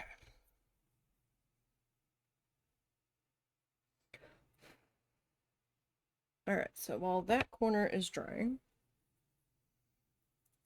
I've got Gorilla Super Glue Ultimate. This shit is no joke. Don't mess around with it.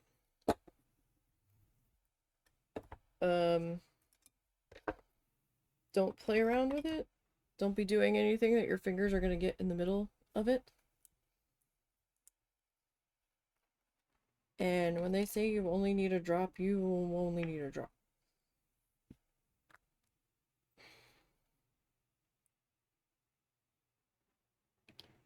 Now for these guys, I do 2 magnets.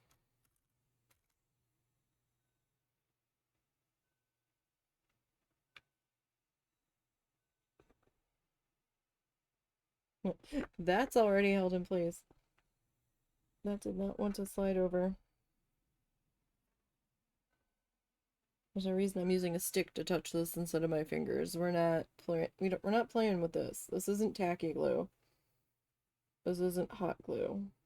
This stuff means business.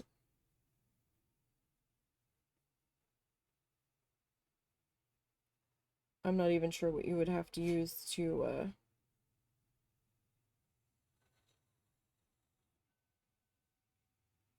get it off your fingers.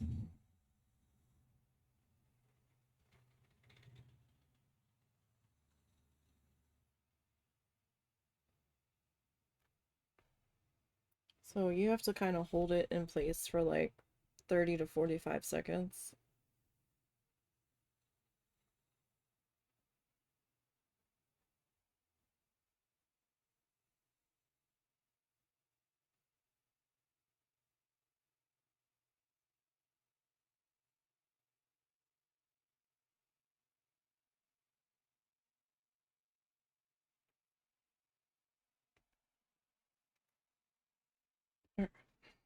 Where's the other one?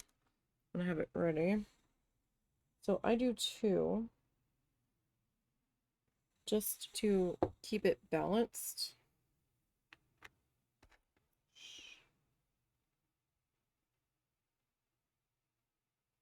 So that it sits flush on the fridge or whatever metal surface you're going to put it on. Do you recommend that these remain an indoor only item? Because there's tacky glue involved. It's not going to weather well. And you know, yarn. It get kind of funky out in the elements.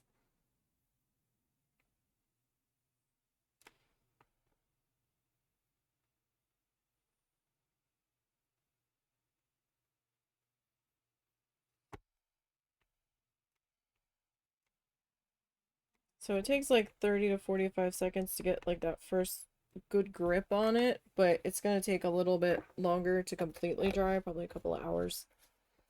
So I wouldn't be trying to mess with it too much.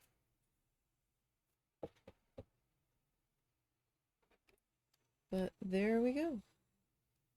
Magnet number 12 is in the books. Not too bad. We've got one last magnet in this series. And that is gonna be Wilderness Way. Let me pull this up. It's probably gonna give me an ad. Yeah.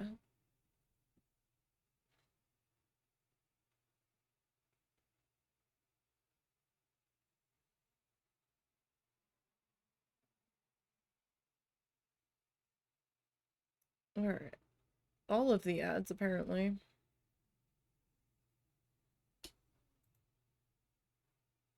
Alright, so that's interesting.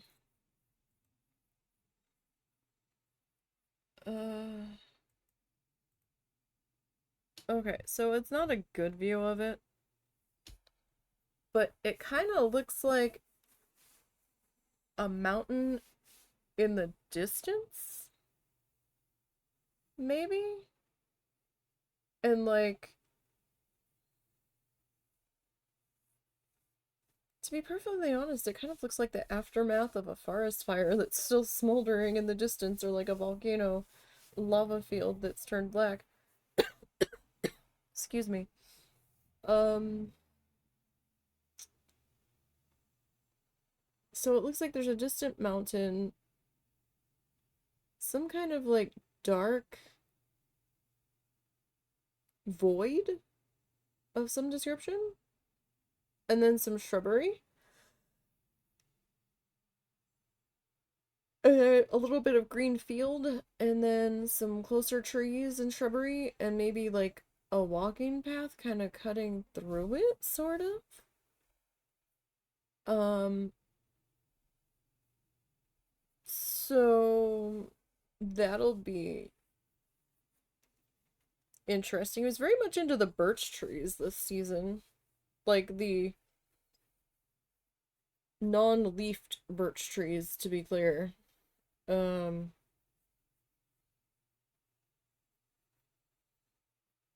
yeah, so there's that. After we finish that one, I'm gonna have to figure out what we're doing next. We might keep going on the magnets. Part of me wants to maybe wait to see how the magnets get received at the farmer's market when I do my art giveaway.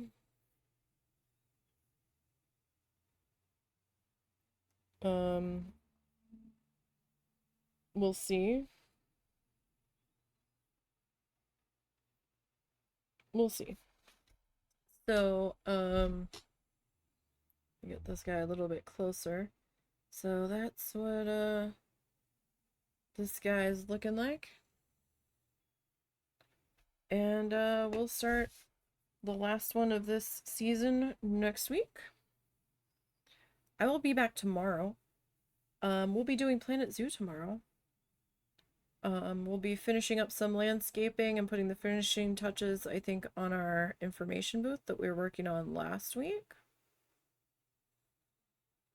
And the plan for tomorrow is to finish that landscape around the bathroom that we put in down by the second monorail station, and to start plotting out our butterfly bistro, cafe and garden.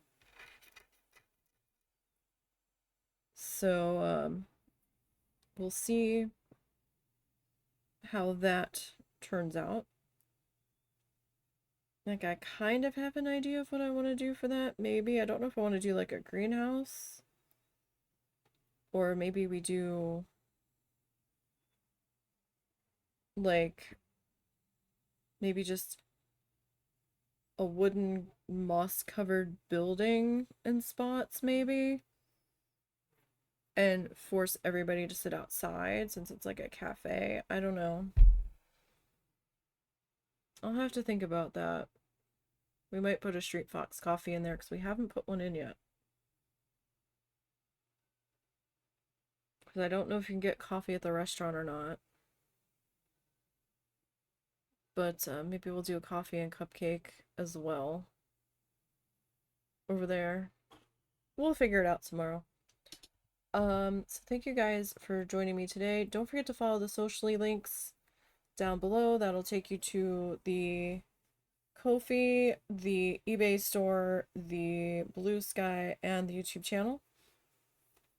And I'm glad that Honey, I Joined a Cult got so many views on it, so many clicks on it the past couple of days. I'll have 2 more of those episodes going up in like a week. So once all of the archives, so it goes recorded gameplay, and then whatever game that we're working on stream right now. It's Coral Island, and then 2 art streams, and then Planet Zoo, and then it rotates back around. So with that said, you guys enjoy the rest of your afternoon, and I'll see you tomorrow for Planet Zoo.